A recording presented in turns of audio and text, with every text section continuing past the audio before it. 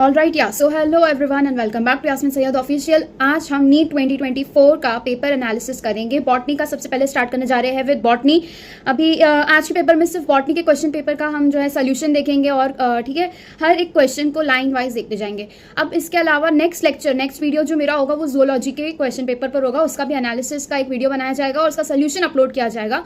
ठीक है, इसका PDF आप लोगों को मिल जाएगा मेरे टेलीग्राम ग्रुप पर और इसका जो चैनल का लिंक है मैंने डिस्क्रिप्शन में डाल दिया है। ठीक है, so let's start, quickly start करते हैं 2024 बॉटनी का question paper starting from question number 1।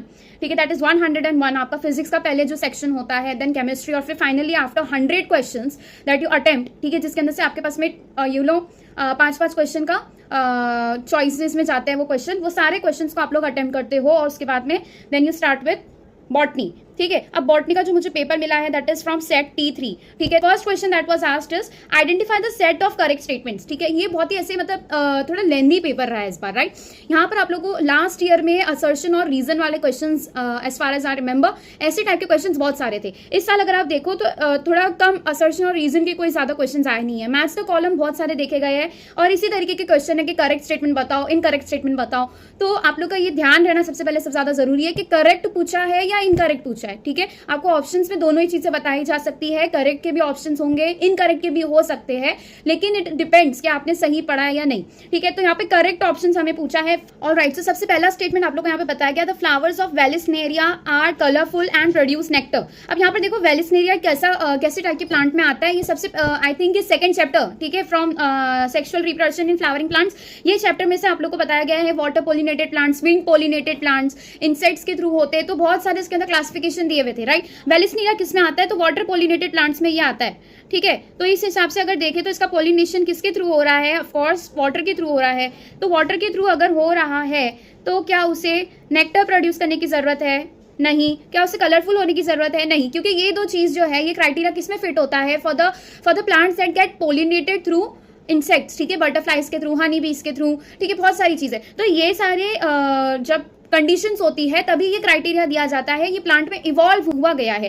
ठीक है, तो यहाँ पर वेलिस्नेरिया में वाटर पोलिनेटेड है, तो सिंपली वाटर के अंदर तो है, कोई नेक्टर प्रोड्यूस करने की जरूरत ही नहीं है, because there is no pollination that takes place through insect. यहाँ पे इंसेक्ट को जो है एज अ रिटर्न गिफ्ट देने के लिए ये नेचर ने इन्हें इस तरीके के इवोल्यूशन में डाला है, लेकिन यहाँ पर वाटर में तो रिक्वायर है ही नहीं। तो ये पहला ही स्टेटमेंट क्या है भाई, रॉन्ग है।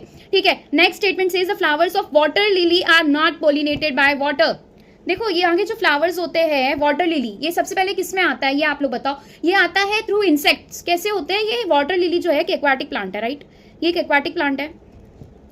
देखो वाटर पोलिनेटेड प्लांट और एक्वाटिक प्लांट में बहुत फर्क है। एक्वाटिक प्लांट अगर है तो जरूरी नहीं है कि वाटर में ही उसका पोलिनेशन हो। यहाँ के हमने एग्जांपल जो पढ़ा है वो क्या है, वाटर लिली का जो प्लांट होता है उसके फ्लावर्स, ठीक है, दे ठीक है अराइज और वाटर के सरफेस के ऊपर आके वो रुक जाते हैं और वहां पर फिर जो है इंसेक्ट्स के या फिर बटरफ्लाइज या जो भी चीज है उनके थ्रू इनका पोलिनेशन होता है। तो this statement is correct, they are not pollinated by water. Water currents में इनका पोलिनेशन नहीं होता। In most of the water pollinated species of plant the pollen grains are protected from wetting. Third statement में water pollinated plants जो होते हैं they are protected from wetting. ठीक है, ऐसा होता है क्या? यस, ऐसा होता है। Why it happens? बिकॉज जो पोलन ग्रेन्स होते हैं वो वाटर पोलिनेटेड में कैसे पोलिनेशन करते हैं, ठीक है, थ्रू स्पीड। ठीक है, उन्हें जो वाटर करंट्स के थ्रू मूवमेंट मिलता है, जो कि बहुत सारे large number of pollen grains जो है कहीं ना कहीं एक स्टिग्मा पे जाके बैठते हैं और वहां पर पोलिनेशन होता है। तो अगर दे विल गेट वेट तो क्या हो जाएगा, उनका मास बढ़ जाएगा, राइट, उनका वेट बढ़ जाएगा और वो स्विम नहीं कर पाएंगे।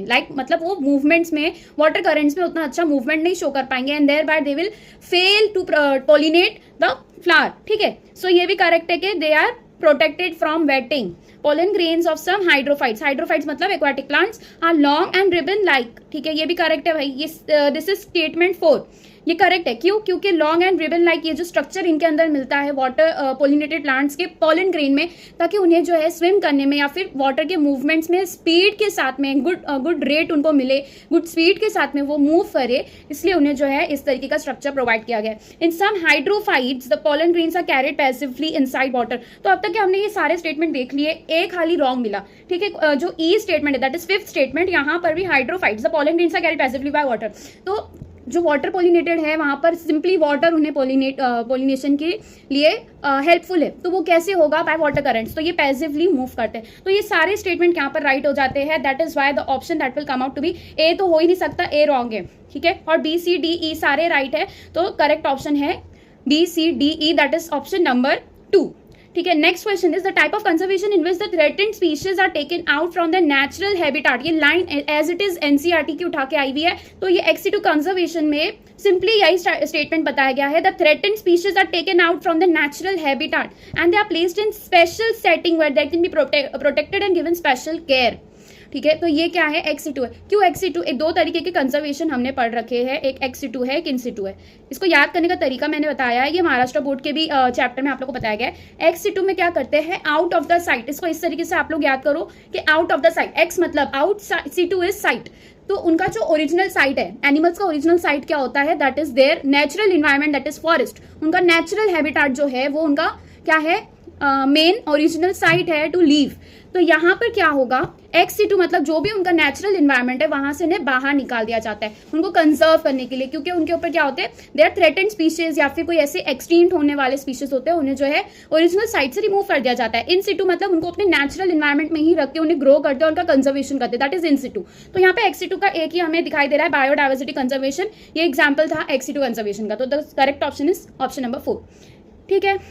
Then inhibition of succinic dehydrogenase enzyme by malonate is a classical example of, बहुत फेमस क्वेश्चन है यहाँ से, ये बायोमोलिक्यूल्स चैप्टर का ठीक है क्वेश्चन है, और ये आप लोग को जो है आगे सक्सिनेट जो बनता है इन द प्रोसेस रेस्पिरेशन वाले चैप्टर में बनता है, तो ये वहां से लिया गया है, ठीक है। और इसका जो इनहिबिशन वाला जो मेलोनेट का अपने को बताया गया कि कैसे इनहिबिट करता है वो, ये जो एग्जांपल है ये बायोमोलिक्यूल्स में आप लोग को बताया गया, तो ये जो है 2 चैप्टर से लिंक करता है। पहले तो आप लोग अगर ये समझना है तो आप लोग को रेस्पिरेशन वाला चैप्टर बहुत अच्छे से करना पड़ेगा कि ये कौन से प्रोसेस के बारे में बात की गई है और कौन सा वो स्टेप है जहां पर सक्सिनेट डिहाइड्रोजिनेस की जगह मेलोनेट ये एंजाइम आके क्या करता है, कॉम्पिटिटिव इनहिबिशन शो करता है। तो यहाँ पर तो क्लियर कट आंसर बता रहा है, कॉम्पिटिटिव इनहिबिशन, फेमस क्वेश्चन है ये, ठीक है।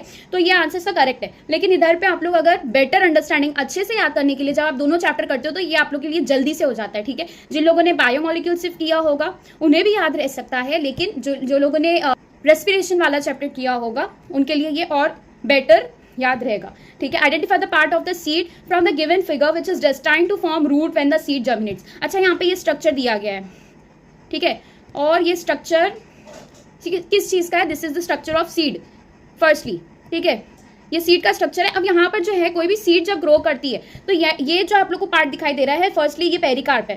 पेरिकार्प क्या होता है, the covering of the seed, ठीक है, सीड का कवरिंग होता है, उसे पेरिकार्प कहते हैं, राइट।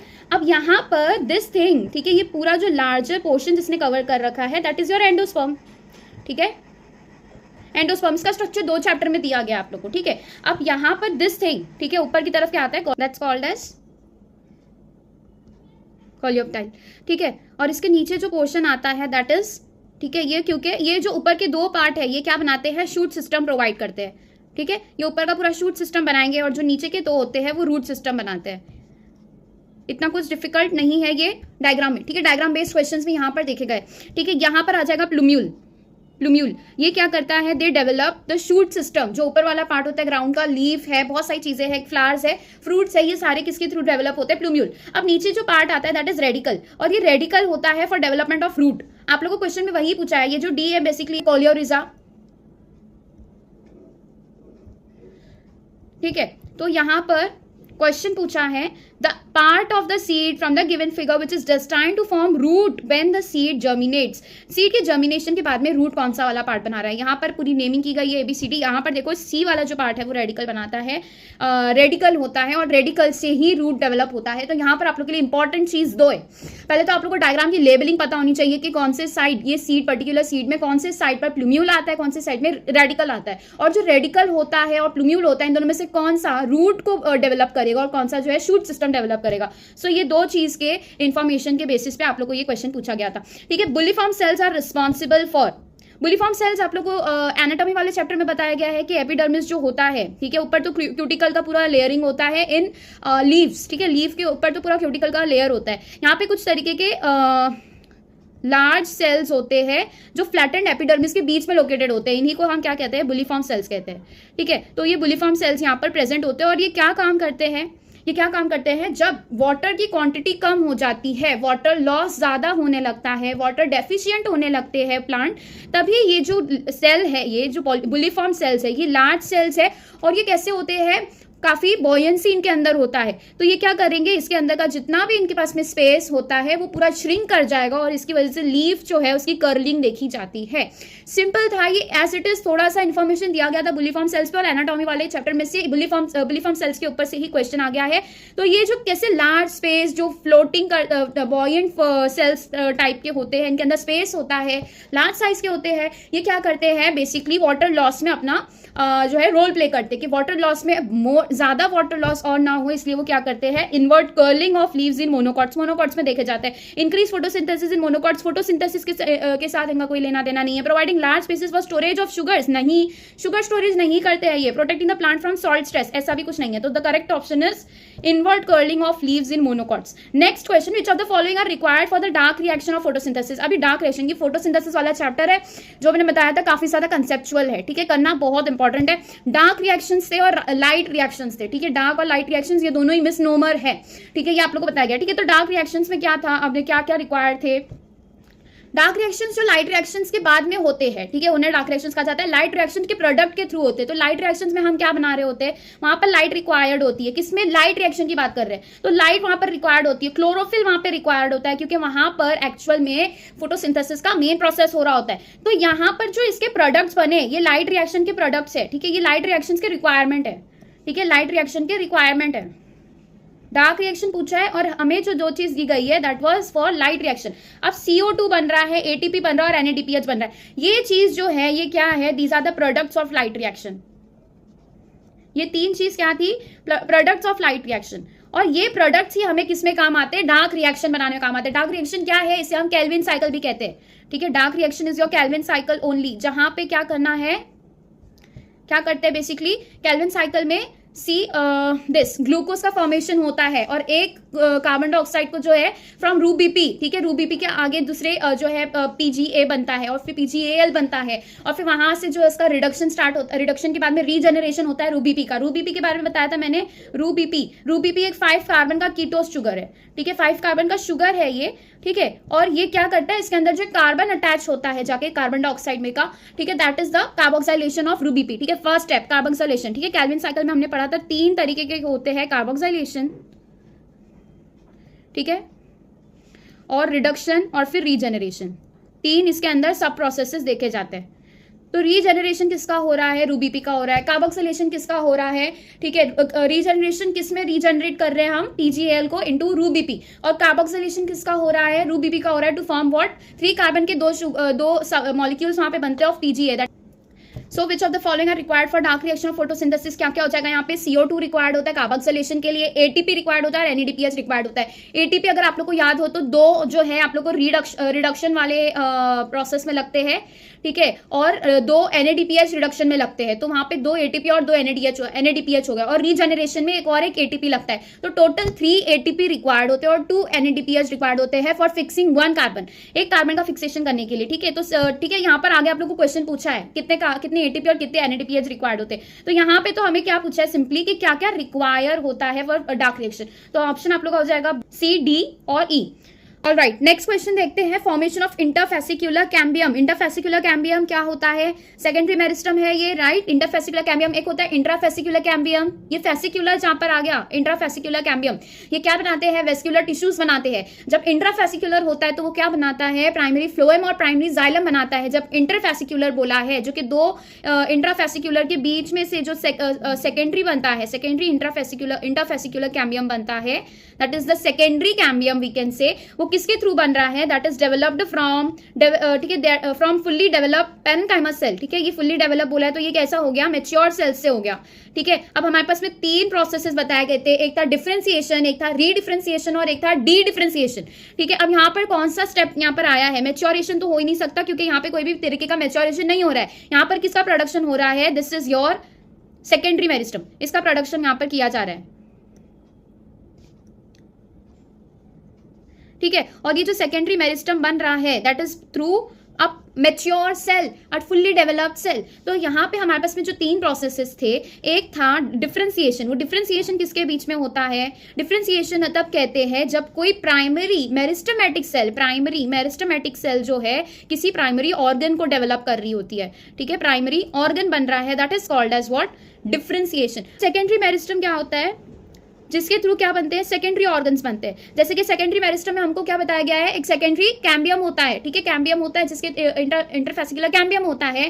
कैम्बियम के थ्रू क्या बनता है? सेकेंडरी कॉर्टेक्स बनता है। और एक इंटरफेसिकुलर कैम्बियम होता है जिसके थ्रू सेकेंडरी जाइलम और सेकेंडरी फ्लोएम बनता है। तो ये सेकेंडरी मेरिस्टम जो था, इससे जब सेकेंडरी ऑर्गन्स बनते हैं या टिश्यूज बनते हैं, इससे हम कहते हैं रीडिफरेंशिएशन। तो ये फिर से डिफरेंशिएट कर रहा है, that is why we call it as redifferentiation. और जब लास्टली कोई परमानेंट सेल थी, ठीक है, मतलब डिफरेंशिएशन का ही वो रिवर्स हो रहा है। जब कोई परमानेंट सेल है, कोई मेच्योर सेल है, ठीक है, और वो क्या करे? ऐसी चीजों को डेवलप करे जो कि खुद मेरिस्टेमेटिक हो, ठीक है।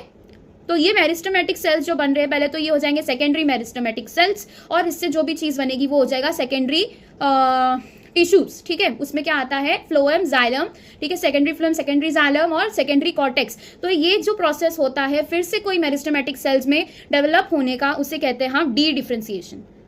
D differentiation. तीनों में कंफ्यूज बिल्कुल नहीं होना है, ऑल्दो थोड़ा कंफ्यूजिंग है, फिर भी याद करो बार बार क्या डिफरेंसेस थे। तो ठीक है, तो क्या डिफरेंसेस देखे गए हैं? Interfascicular cambium, it is a type of secondary meristem, right. Secondary meristem में ये आता है, फुल्ली डेवलप सेल से बना है। तो ये प्रोसेस जो सेकेंडरी मेरिस्टम का है वो कब होता है? परमानेंट सेल्स के थ्रू ही होता है। तो दैट इज वाई यहाँ पर क्या आ जाएगा? डी डिफरेंशिएशन ही आंसर आ जाएगा, ठीक है। रीडिफरेंशिएशन हो ही नहीं सकता क्योंकि यहाँ पर हम कोई परमानेंट सेल्स बना नहीं रहे, परमानेंट सेल्स के थ्रू मेरिस्टेमेटिक सेल्स बना रहे, तो ये हो जाएगा डी डिफरेंशिएशन। रीडिफरेंशिएशन भी नहीं हो सकता क्योंकि कोई सेकेंडरी मेरिस्टम से परमानेंट ऑर्गन नहीं बन रहा है, that is why that is not called as redifferentiation, ठीक है। यहाँ पे डी डिफरेंशिएशन का एक पर्टिकुलर प्रोसेस है और वो प्रोसेस आप लोग को याद रखना है। Okay, next question, hint second, always cuts DNA molecules. ये चैप्टर कौन से चैप्टर में से आया? बायोटेक्नोलॉजी में से आया है। At a particular point called recognition sequence and it consist of. अब हिंट सेकंड, ये जो एक रेस्ट्रिक्शन एंजाइम है, ठीक है, उसे हम मॉलिक्यूलर सीजर्स भी कहते हैं, ठीक है। हिंट सेकंड एक टाइप का, ठीक है, मॉलिक्यूलर सीजर्स या फिर रेस्ट्रिक्शन एंजाइम में आता है। ऑल राइट, सो यहाँ पर जो रिकॉग्निशन सीक्वेंस है ये कितने बेस पेयर्स का है वो हमें बताना है।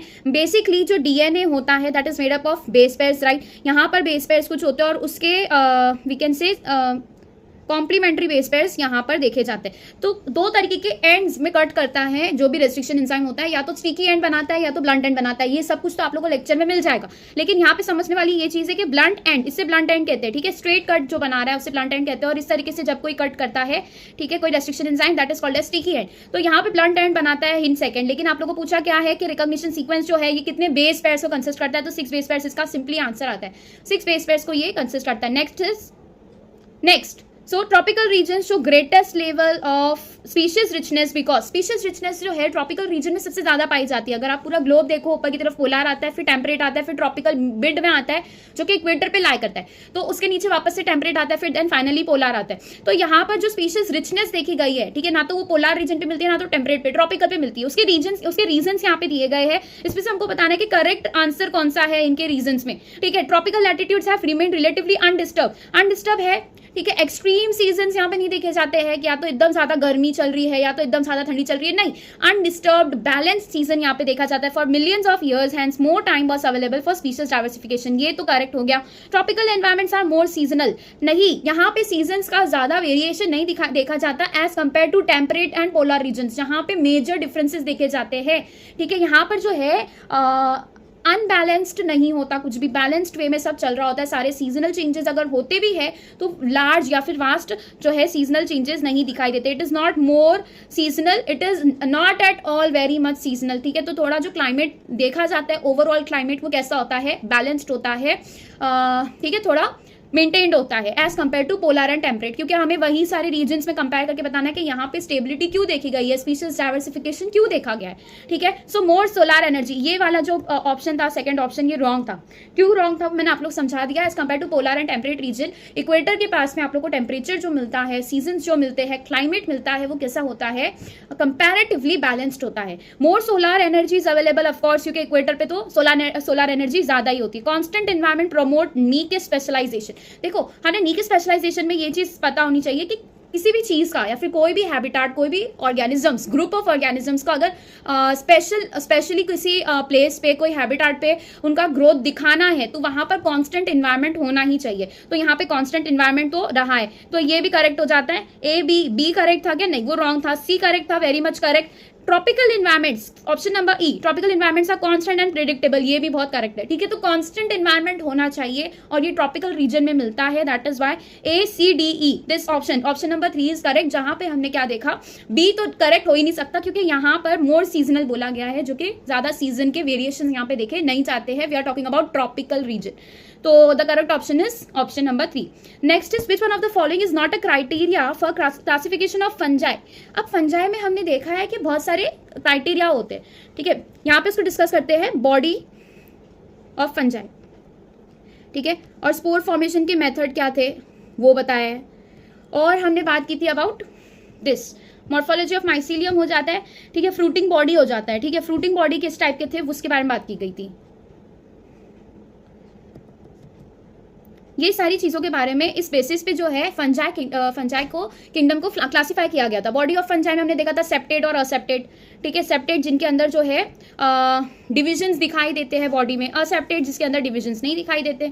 ठीक है, सेपरेशंस नहीं दिखाई देते। स्पोर फॉर्मेशन, एक तो असेक्सुअल स्पोर थे और एक सेक्सुअल स्पोर थे, तो दो अलग अलग टाइप के स्पोर्स यहाँ पे देखे जाते हैं। सेक्सुअल स्पोर्स में हमने देखा था बेसिडियो स्पोर, एस्कोस्पोर्स, और वैसे यहाँ पे फ्रूटिंग बॉडीज में भी बेसिडियो कार्प्स, एस्कोकार्प्स, तो एस्कोकार्प्स और बेसिडियोकार्प्स, ये वाले जो थे फ्रूटिंग बॉडीज के डिफ्रेंसिएशन जो क्लासिफिकेशन दिया गया था। स्पोर फॉर्मेशन में असेक्सुअल में जूस्पोर था।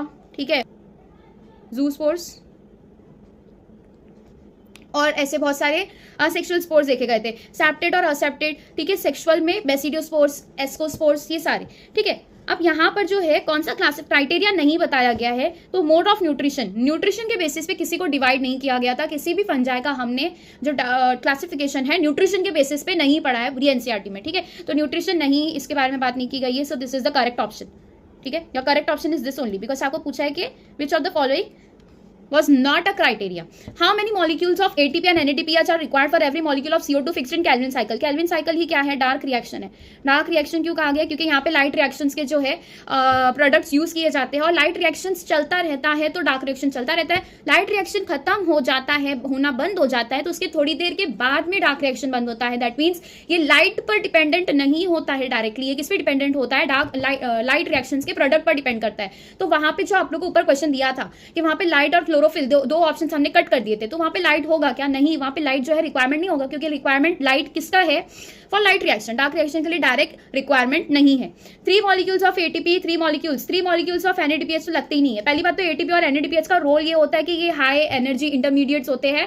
ठीक है, ये ऐसे मॉलिक्यूल्स होते हैं जो हमें एनर्जी प्रोवाइड करते हैं, तो ये बेसिकली एनएडीपीएच का रिडक्शन में काम आता है और एनर्जी प्रोवाइड करने में आता है, और एटीपी का भी एनर्जी प्रोवाइड करने में आता है। तो 2 molecules of NADPH is required. कहाँ पे रिक्वायर्ड होता है? ये रिडक्शन वाले प्रोसेस में, that is the second process. और जो एटीपी होता है वो 2 एटीपी यूज होता है इन रिडक्शन एंड 1 एटीपी होता है इन रीजनरेशन। तो ये वाला ऑप्शन करेक्ट हो जाता है। अगर आप लोग को ये पूरा साइकिल याद है तो ये आप इसे आंसर कर पाते। ठीक है, next, capacity to generate a whole plant from any cell of the plant. Simple है, क्या होता है ये? टोटिपोटेंसी। ठीक है, कोई भी ऐसा क्वालिटी बताना है सेल का जिसके थ्रू जो है पूरी तरीके से होल प्लांट डिफरेंशिएट कर सके, हम उसे जनरेट कर सके, that is because of totipotency. ठीक है, alright, next question, the equation of Verhulst Pearl's logistic growth. ये चैप्टर आप लोग को आई गेस इकोसिस्टम में से ही आया है, बहुत फेमस इक्वेशन है। इसी इक्वेशन पे से जो है ये चैप्टर में से ज्यादातर क्वेश्चन पूछा जाता है। dN/dt = RN K - N/K। अब यहाँ पे K क्या था? Carrying capacity. ठीक है, याद रखने के लिए तो बहुत ईजी है, K for this particular K यहाँ पर पूछा और K से ही कैरिंग कैपेसिटी आता है, मतलब साउंड करता है। ठीक है, साउंड कैसे कर रहा है? वो सी से स्टार्ट हो रहा है लेकिन साउंड विद के, तो ये याद करना बहुत इजी था। यहाँ पे एन क्या था? N is your population density. Population density जो आप लोग को दी हुई होती है, दैट इज योर एन।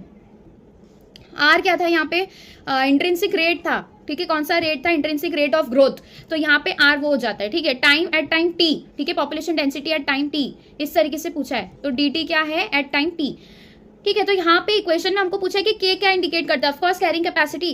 ठीक है, intrinsic rate of natural increase, this is intrinsic rate of natural increase. ठीक है, now spindle fibres attach to kinetochores of chromosomes during, ये कब हमें दिखाई देते हैं? काइनेटोकोर्स क्या होते हैं? जो इस तरीके से हमारा जो है क्रोमोसोम है, यहाँ पे कुछ स्ट्रक्चर प्रेजेंट होता है जिससे स्पिंडल फाइबर्स जाके अटैच हो जाते हैं। अब हमें पता है कि स्पिंडल फाइबर्स अटैच होंगे, उसके बाद में उससे क्या करेंगे, डिटैच करेंगे, ठीक है, क्रोमोसोम्स को डिटैच करेंगे और सिस्टर क्रोमैटिड्स को दूर करेंगे, फाइन। तो यहाँ पर क्या होगा, बेसिकली अटैच किससे जाके होंगे, काइनेटोकोर से होंगे, और ये अटैचमेंट जब होगा तभी उनका जो है सेपरेशन होगा, और ये पूरा सेपरेशन वाला जो प्रोसेस होता है ये मेटाफेज में देखा जाता है।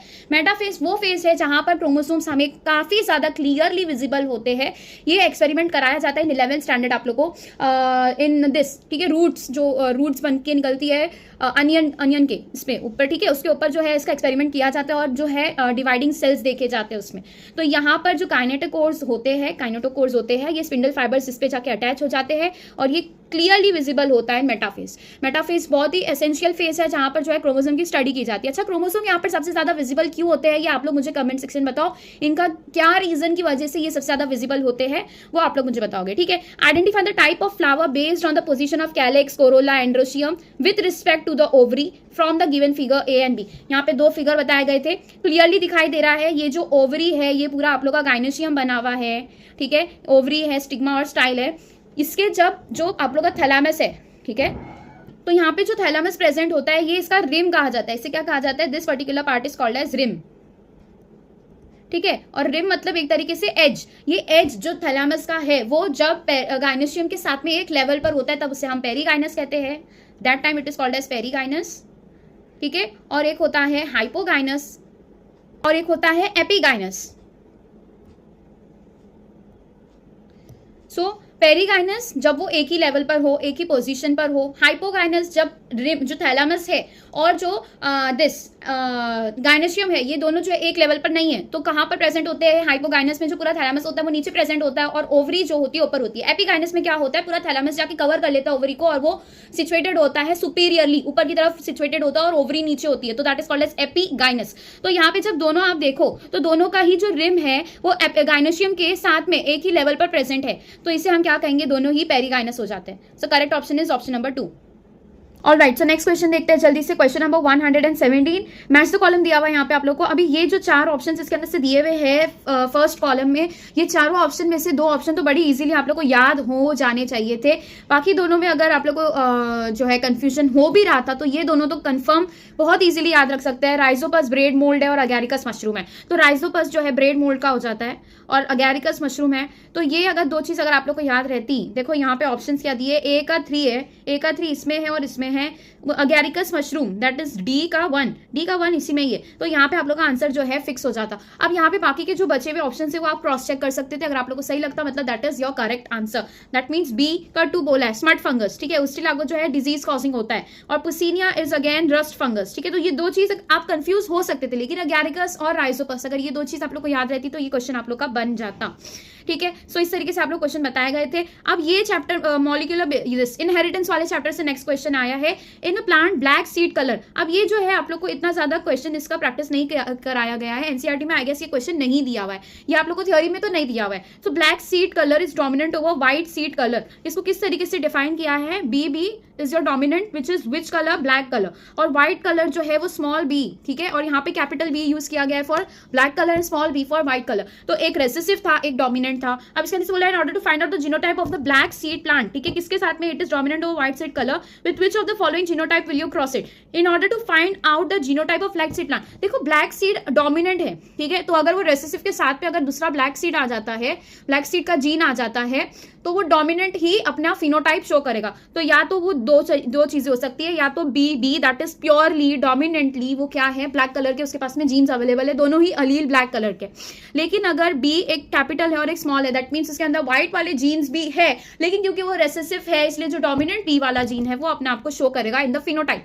तो हमें जो है सिर्फ फिनोटाइप पता है किसी प्लांट का, ठीक है, और वो कौन सा है, dominant B, that is your black colour का है उसका सीड कलर। तो उस प्लांट के सीड के थ्रू हम कैसा वाला क्रॉस करें उस सीड का, जिससे हमें पता चले कि ये डोमिनेंट वाला मतलब पूरा प्योरली होमोजाइगस है या फिर हेट्रोजाइगस है, ठीक है। इसे हम क्या कहते हैं, होमोजाइगस है या हेट्रोजाइगस है, मतलब सेम दोनों अलील है इसके अंदर या फिर 2 डिफरेंट अलील इसके अंदर प्रेजेंट है। तो इसके लिए जो क्रॉस किया जाता है in order to find this out, उसे कहते हैं हम test cross, what it is called as test cross. और ये टेस्ट क्रॉस के क्वेश्चंस हर बार देखे गए हैं, ठीक है, बहुत सारे साल में कंटिन्यू रिपीटेडली ये क्वेश्चन ऐसे टाइप के क्वेश्चन आए हैं, टेस्ट क्रॉस पर आए हैं। इस साल देखा गया बैक क्रॉस पे भी क्वेश्चन आए, तो यहाँ पे टेस्ट क्रॉस अप्लाई किया जाएगा। और टेस्ट क्रॉस जो है किसके लिए पता किया जाता है कि होमोजाइगस है या हेटेरोजाइगस है। अब होमोजाइगस है हेटेरोजाइगस है ये अगर हमें पता करना है तो ऑफकोर्स हम जो है डोमिनेंट के साथ में नहीं करते हुए रेसेसिव के साथ में क्रॉस करते हैं, प्योरली रेसेसिव जो होता है उसके साथ में क्रॉस करते हैं। सो फॉर एग्जाम्पल हियर हमने प्योर रेसेसिव के साथ में किया तो ये सारे कैसे आ जाएंगे, ब्लैक कलर आ जाएंगे।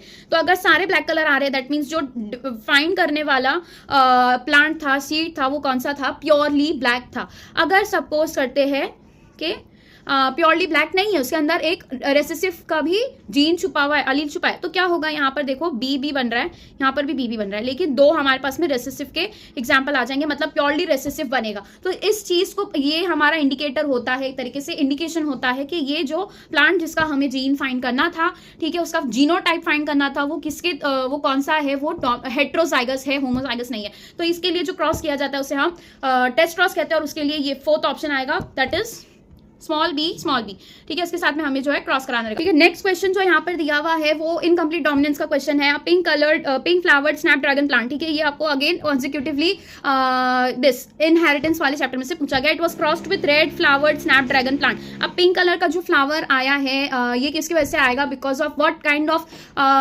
ठीक है, the thing that is seen here is incomplete dominance. ठीक है, को डोमिनेंस का एग्जाम्पल आप लोग को ब्लड ग्रुप्स में बताया गया था कि दोनों ही जो अलील है वो अपने आप को प्रेजेंट कर पा रहे हैं, फुल्ली प्रेजेंट कर पा रहे हैं। ठीक है, यहां पर जो है इनकम्प्लीट डोमिनेंस इसलिए बोला गया क्योंकि ना तो रेड जो है डोमिनेंटली शो हो पा रहा है, ना तो व्हाइट शो हो पा रहा है, दोनों ही एक साथ जो है मिक्स होके मर्ज होके एक इनकम्प्लीट डोमिनेंस का जो है एग्जांपल यहां पर देते हैं, दैट इज पिंक कलर का फ्लावर वो फॉर्म करते हैं। It was crossed with red flowered snapdragon. What type of phenotype are expected in the progeny. Suppose करते हैं, देखो रेड कलर पिंक कलर का है तो एक जो है कैपिटल रेड होगा that will define for red colour, और एक स्मॉल आर होगा that will define the white colour. तो अगर पिंक कलर है तो मतलब दोनों ये अलील प्रेजेंट होंगे। इसको बोला है हमने किसके साथ में करना है, रेड के साथ में क्रॉस करना है। तो रेड अगर पूरा क्रॉस जो रेड कलर का अगर कोई फ्लावर है तो दैट मीन्स उसके अंदर जो है कैसे टाइप का अलील्स होंगे, दोनों ही डोमिनेंट अलील्स होंगे। क्योंकि अगर इसके अंदर रेसेसिव वाले अलील्स होंगे तो कौन से कलर का फ्लावर बनेगा, पिंक कलर का बनेगा, because this is an example of incomplete dominance. So what type of phenotype are expected in the progeny.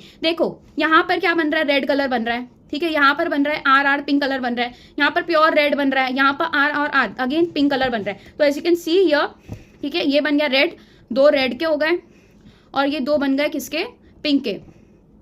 ठीक है, तो दो रेड और दो pink. So red as well as pink colour flower plants, option number 4 is your correct option.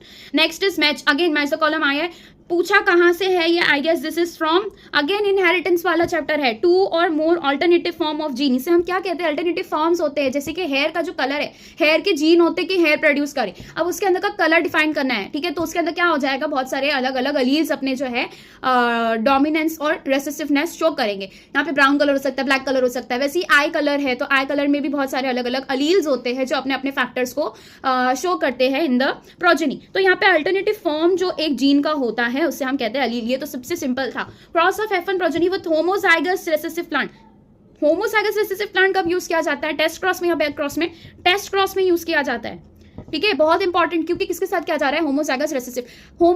अगर हमने को बोला रहता कि F1 प्रोजेनी के जो पेरेंट है वहां से पेरेंटल जनरेशन के साथ में क्रॉस किया गया है, then that is back cross, क्योंकि सिंपली हम क्या कर रहे हैं, पेरेंटल जनरेशन में क्रॉस करवा रहे हैं, that is called as back cross. लेकिन जब डिफाइन किया जाए कि होमोजाइगस रेसेसिव के साथ में ही करवाना है, दैट इज व्हाइट कलर हो जाए, ठीक है, टॉल के अंदर जो है ड्वार्फ आ जाता है, तो ये ड्वार्फ है, ये जो है व्हाइट कलर है। इस तरीके से यहाँ पे हमने अभी ऊपर एग्जाम्पल देखा, ठीक है, व्हाइट सीड और ब्लैक सीड का, तो ये सारे होमोजाइगस है और रेसेसिव है, तो उनके साथ में जब क्रॉस कराते that is called as test cross. Cross of F1 progeny with any of the parents, any of the parents मतलब पेरेंटल जनरेशन में करवा रहे हैं, that is back cross. Number of chromosome set, ploidy जिसे हम कहते हैं, ठीक है, कैसा प्लॉइडी इसका शो कर रहा है, हमारे पास में 2 सेट ऑफ क्रोमोसोम होते हैं, that is called as diploid. जब हमारे पास में गैमीट में जब हाफ हो जाते हैं क्रोमोसोम का set, then that is called as haploid. ठीक है, तो इस तरीके से प्लॉइडी देखी जाती है, टेट्राप्लॉइडी देखी जाती है, ट्राइप्लॉइडी देखी जाती है, in case of abnormalities plants में देखी जाती है। तो यहाँ पे ऑप्शन क्या बन रहा है, फर्स्टली A का 3 बन रहा है, A का 3 ही समझ में आ गया तभी आप लोग का ये आंसर बन जाता है।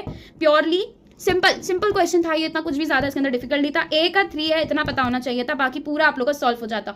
B का 4 that is cross progeny test cross बन रहा है, तो ये आप लोग जो है एक क्रॉस चेक करने के लिए बाकी के ऑप्शंस भी चेक कर सकते हो। तो A का यहाँ पे 3 बन गया, दैट मीन्स ये करेक्ट है। ठीक है, बाकी सब में तीनों जगह ऑप्शन रॉन्ग दिए गए, ठीक है। लेसिथिन, अब ये जो है दिस इज फ्रॉम बायोमोलिक्यूल्स, ठीक है। Lecithin, a small molecular weight organic compound found in living tissue, is an example of phospholipid. ये आप लोग को क्लियर कट इसका जो है डायग्राम भी बताया गया था, दिस कम्स अंडर फॉस्फोलिपिड्स, ठीक है। तो ये तो आप लोग का याद रखने वाली चीज है, लेसिथिन जो एक फॉस्फोलिपिड में आता है, इसका एग्जाम्पल्स अगर आप लोग बार बार देखते तो आप लोग को याद रहता।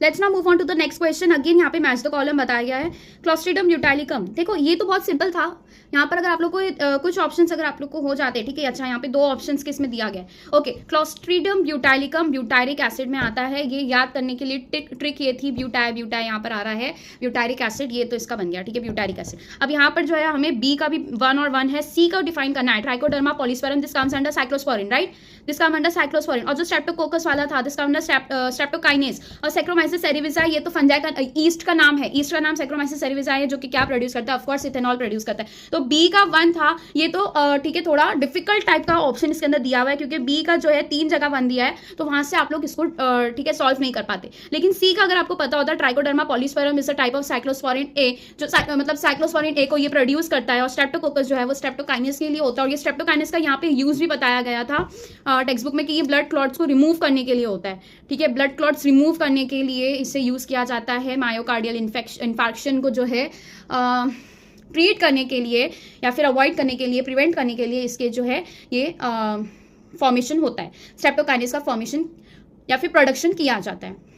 ऑलराइट, सो स्ट्रेप्टोकाइनेस का बता दिया है कि ब्लड क्लॉट्स को ये क्या करता है, रिमूव करता है या फिर डिस्ट्रॉय करता है। इसको एक वर्ड दिया गया था, क्लॉट बस्टर, ठीक है। और साइक्लोस्पोरिन ए किसकी तरह यूज होता है, इम्यूनोसप्रेसिव एजेंट्स की तरह या फिर इम्यूनोसप्रेसिव मेडिसिन की तरह इसे यूज किया जाता है पोस्ट दिस ऑर्गन ट्रांसप्लांट के बाद में इसे साइक्लोस्पोरिन को दिया जाता है। ये किसके थ्रू प्रोड्यूस होता है, ट्राइकोडर्मा पॉलीस्पेरम, सैक्रोमाइसिस सेरेविसा, इथेनॉल। तो ये हमारा सॉल्व हो जाता है अगर आप लोग को थोड़ा भी स्ट्रेप्टोकोकस से स्ट्रेप्टोकाइनेस बनता है, ये सब चीजें अगर आप लोग को याद होती, ब्यूटाइलिकम से ब्यूटायरिक एसिड बनता है, तो ये आप लोग सॉल्व कर पाते, ठीक है। सो क्लोस्ट्रीडियम ब्यूटाइलिकम, ठीक है, ए का जो है 3 बन रहा है और डी का 2 और ए का 3। First option is correct. बाकी के ऑप्शन भी हम चेक कर सकते हैं, बी का 1 बन रहा है ऑफकोर्स, सी का जो है 4 है ऑफकोर्स, करेक्ट है, right. Next, move on to next question. In the given figure, which component has thin outer walls and highly thickened inner walls? यहाँ पे बात की गई है इस पर्टिकुलर डायग्राम में, जो आप लोग को 1 से 2 बार रिपीट हुआ है आप लोग की एनसीईआरटी में। इसको अगर हम देखें तो पहले तो ये जो बाहर के सेल्स है, ये सारे एपिडर्मल सेल्स है, ये आप लोग को पता होना चाहिए, ठीक है। इन सेल्स का इतना कुछ नहीं बताया गया है, ए के बारे में नहीं बोला, आप लोग को बोला है कि ऐसा कंपोनेंट बताना है इसमें का।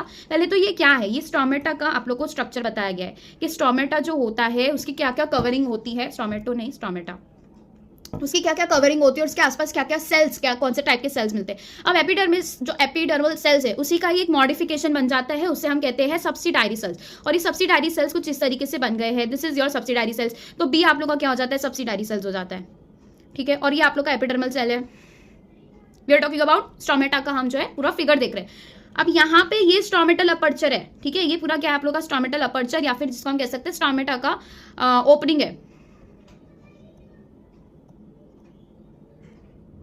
सी जो है, C this is basically your guard cell, और गार्ड सेल का इनर वाला जो लेयर होता है that consist of highly thickened walls and the outer walls are highly thin in shape. So that is why we will consider C, that is guard cells, as the correct answer. क्योंकि guard cells के ही क्या होते हैं, inner walls कैसे होते हैं, thickened होते हैं, और outer walls कैसे होते हैं, thin होते हैं. So thin outer walls and highly thickened inner walls, that comes to the option C. So 3C, this is your correct option.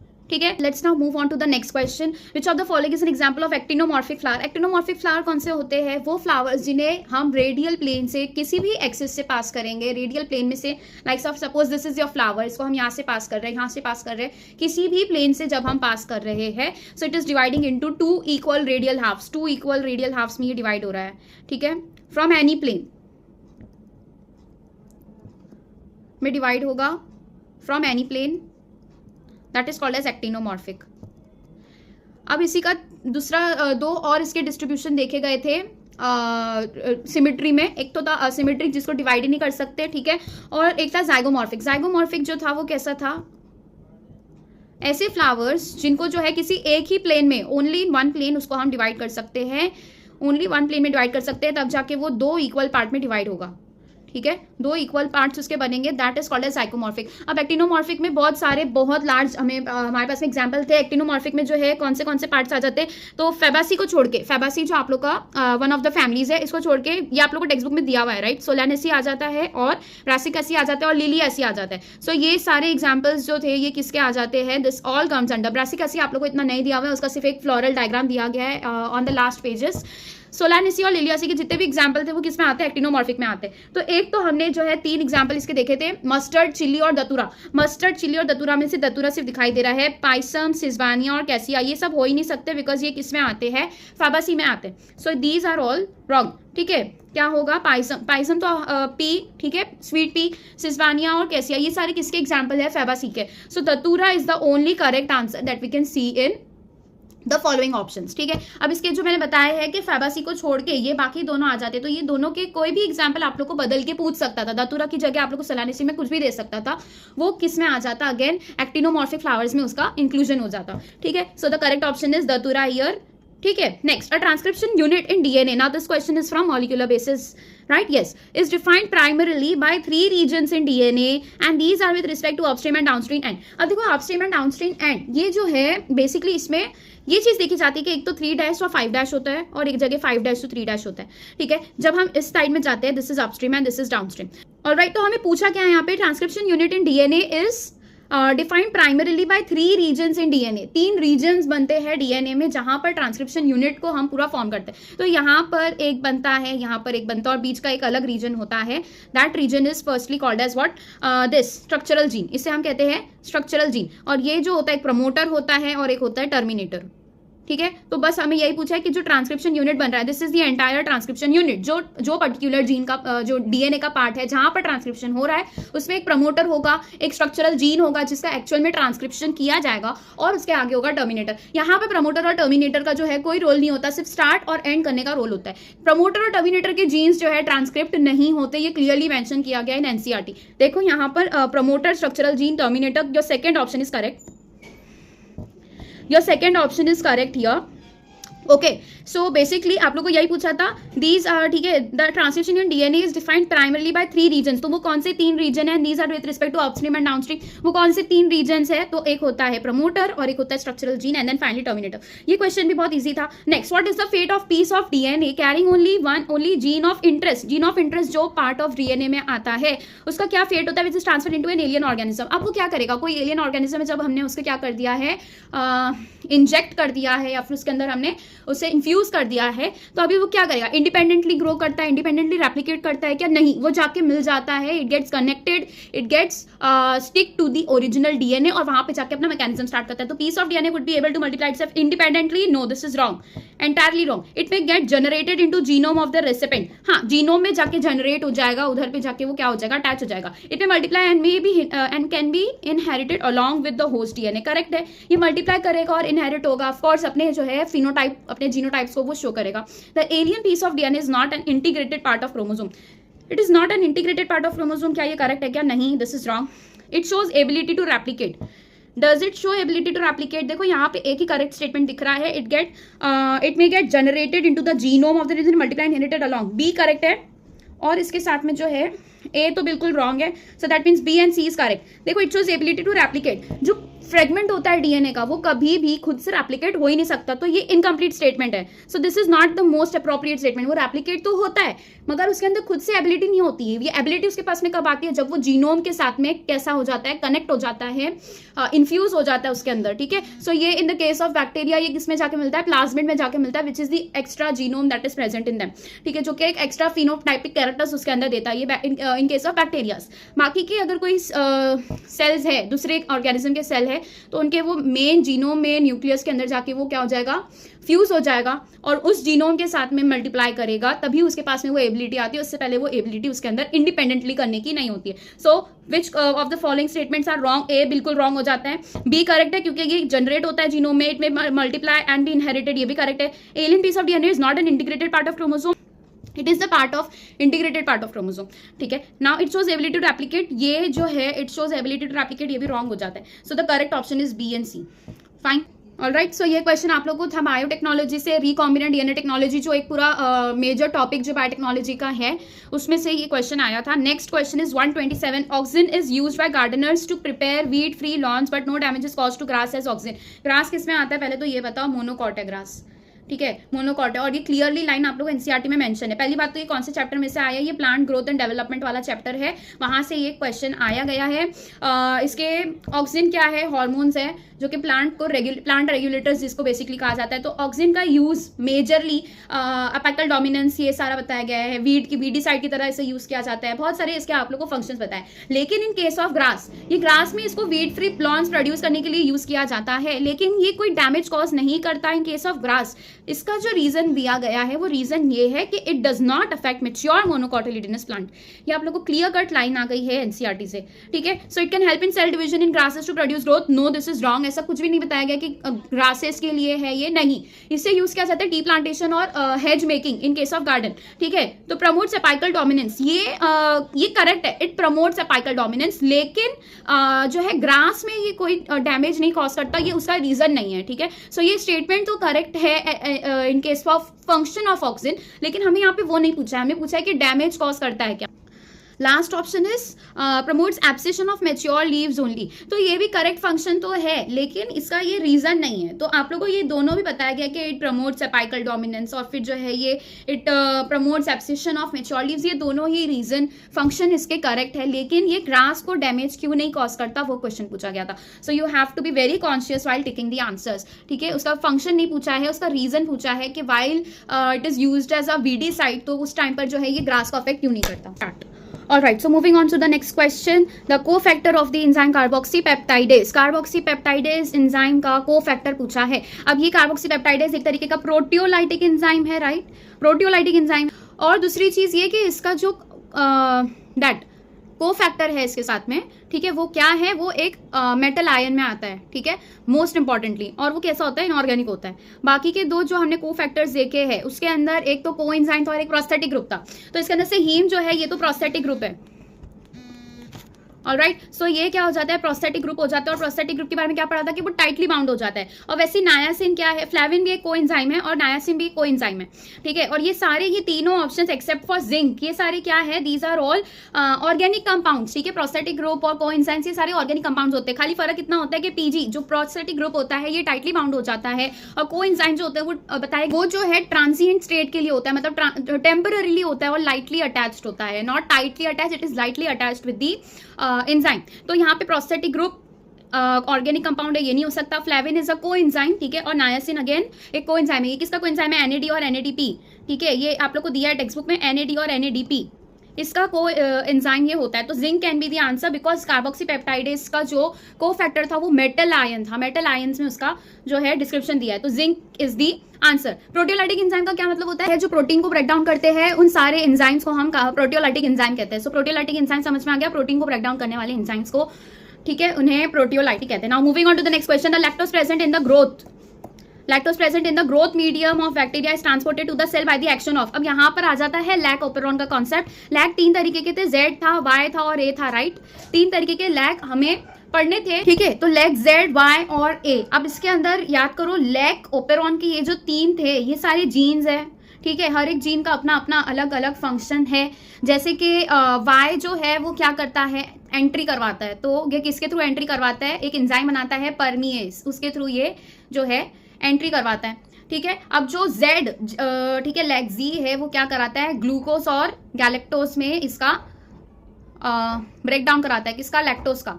तो दो चीजों में इसका क्या करवा दिया, ब्रेक डाउन करवा दिया। This happens with the help of gene Z, ठीक है, ब्रेक डाउन हो जाता है with the help of lac Z, ठीक है। So it is transported. तो हमको पूछा क्या है कि transported by the in the cell by the action of, कौन सा जीन यहाँ पे रोल प्ले करेगा अपना, ऑफ कोर्स लैक वाई। तो इसका correct answer is lac Y. अब ये लैक वाई कौन सा एंजाइम प्रोड्यूस करता है वो हमें बताना है, परमिएज प्रोड्यूस करता है। तो ये याद रखने वाली चीज थी कि परमिएज क्या करवाता है, एंट्री करवाता है। इसके अलावा बीटा गैलेक्टोसाइडेज, ये तो क्या है, ये आई गेस ये पॉलीमरेज तो हो ही नहीं सकता, बीटा गैलेक्टोसाइडेज भी नहीं हो सकता, एसिटाइलेज भी नहीं हो सकता। बीटा गैलेक्टोसाइडेज जो है वो गैलेक्टोसाइडेज मतलब गैलेक्टोज को जो है ब्रेक डाउन करवाने के लिए बीटा गैलेक्टोसाइडेज बोला गया है। बाकी इसके अलावा परमिएज जो है मेन एंट्री का फंक्शन होता है। तो और ये कौन प्रोड्यूस करता है, लैक वाई प्रोड्यूस करता है, ठीक है. So now moving on to the next question, which one of the following can be explain on the basis of Mendel's law of dominance. मतलब मेंडल लॉ ऑफ डोमिनेंस हमने पढ़ रखा है. Out of one pair of factors one is dominant other is recessive. ठीक है, देखो pair of factors बोला है, मतलब जीन्स को क्या बोला है, it is made up of pair of factors. Factors क्या है यहाँ पे, अलील है. One is dominant other is recessive, ये तो करेक्ट है. Alleles not show any expression in both the characters appear as such in F2 generation. क्या alleles expression नहीं शो करते, ये तो स्टेटमेंट रॉन्ग हो गया. अपना अपना एक्सप्रेस करते हैं ना जो भी उसके अंदर क्वालिटीज है. Factors occur in pair in normal diploid plants, ये भी करेक्ट है. The discrete unit controlling a particular character is called factor. ये तो मेन लाइन है जो आप लोग को याद होनी चाहिए कि फैक्टर क्या है. Expression of only one of the parental characters is found in monohybrid cross. तो जब मोनोहाइब्रिड क्रॉस करते हैं तो वन ऑफ द मतलब only one of the parental characters दिखाई देंगे. ये भी करेक्ट है. क्यों? क्योंकि because of law of dominance. ठीक है, सो द करेक्ट ऑप्शन, ठीक है, रॉन्ग कौन सा है इसके अंदर से, बी रॉन्ग हो जाता है. बाकी सारे करेक्ट है, तो the correct option is ACDE. ठीक है, option number 4 is your correct option. Alright, so now moving on to the next question.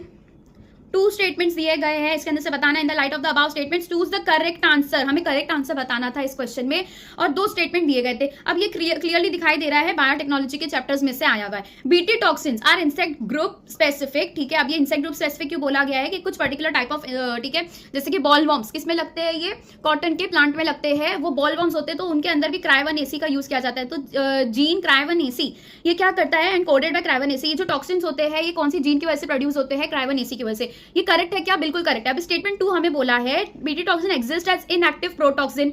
Correct है, क्योंकि अगर वो इनएक्टिव प्रोटॉक्सिन नहीं रहेगा और एक्टिव फॉर्म में प्रेजेंट रहेगा तो जो नॉर्मल ह्यूमन बींग्स है उन्हें भी वो क्या करेगा, हार्म करेगा. तो ये इनएक्टिव फॉर्म में होता है, मतलब जो हमारा मेन टारगेट है सिर्फ उसे ही जाके वो हार्म करे. जो बॉल वॉर्म्स जो कॉटन के बर्ड्स पे और कॉटन के प्लांट में लगते हैं और उससे क्या करते हैं, डिस्ट्रॉय करते हैं. हमें उसे किल करना है, बाकी किसी एनिमल को, बाकी किसी भी हमारा टारगेट नहीं होता है. तो इन बी थ्यूरेंगेसिस, ठीक है, अब यहाँ पर बोला क्या है, BT toxin exist as inactive protoxin in B thuringiensis. ये तो करेक्ट है.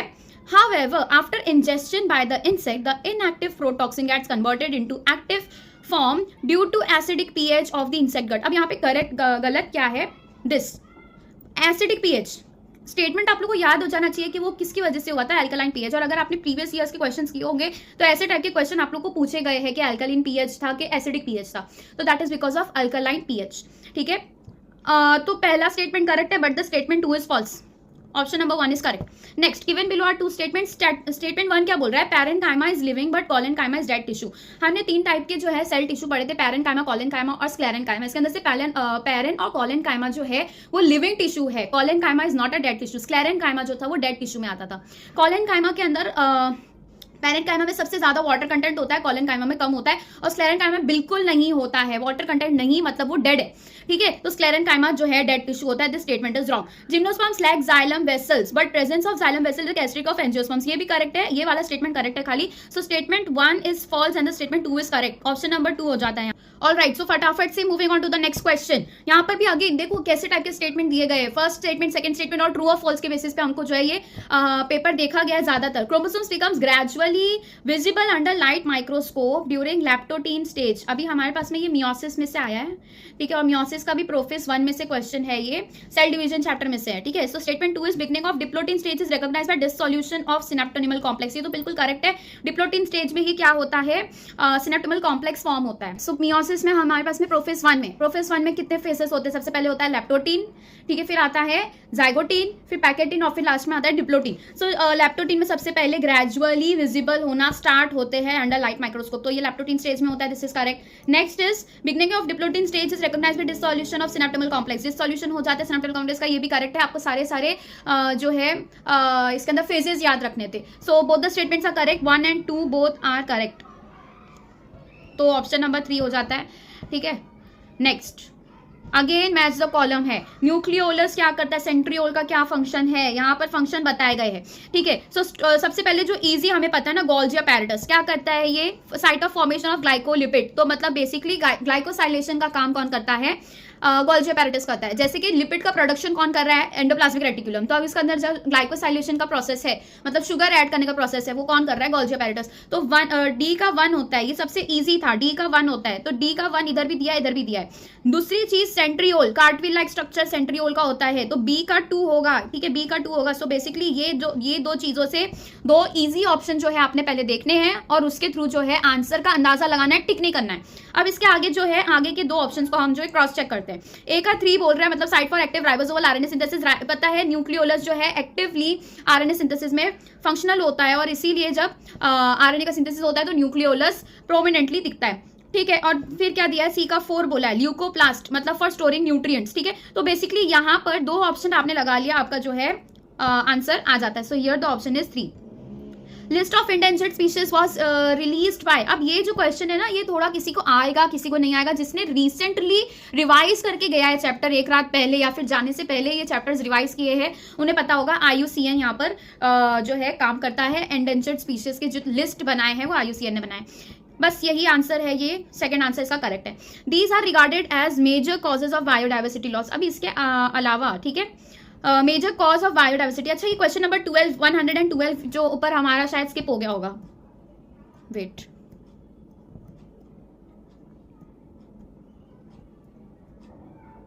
हाँ 111 के बाद में डायरेक्ट 113 आ गया।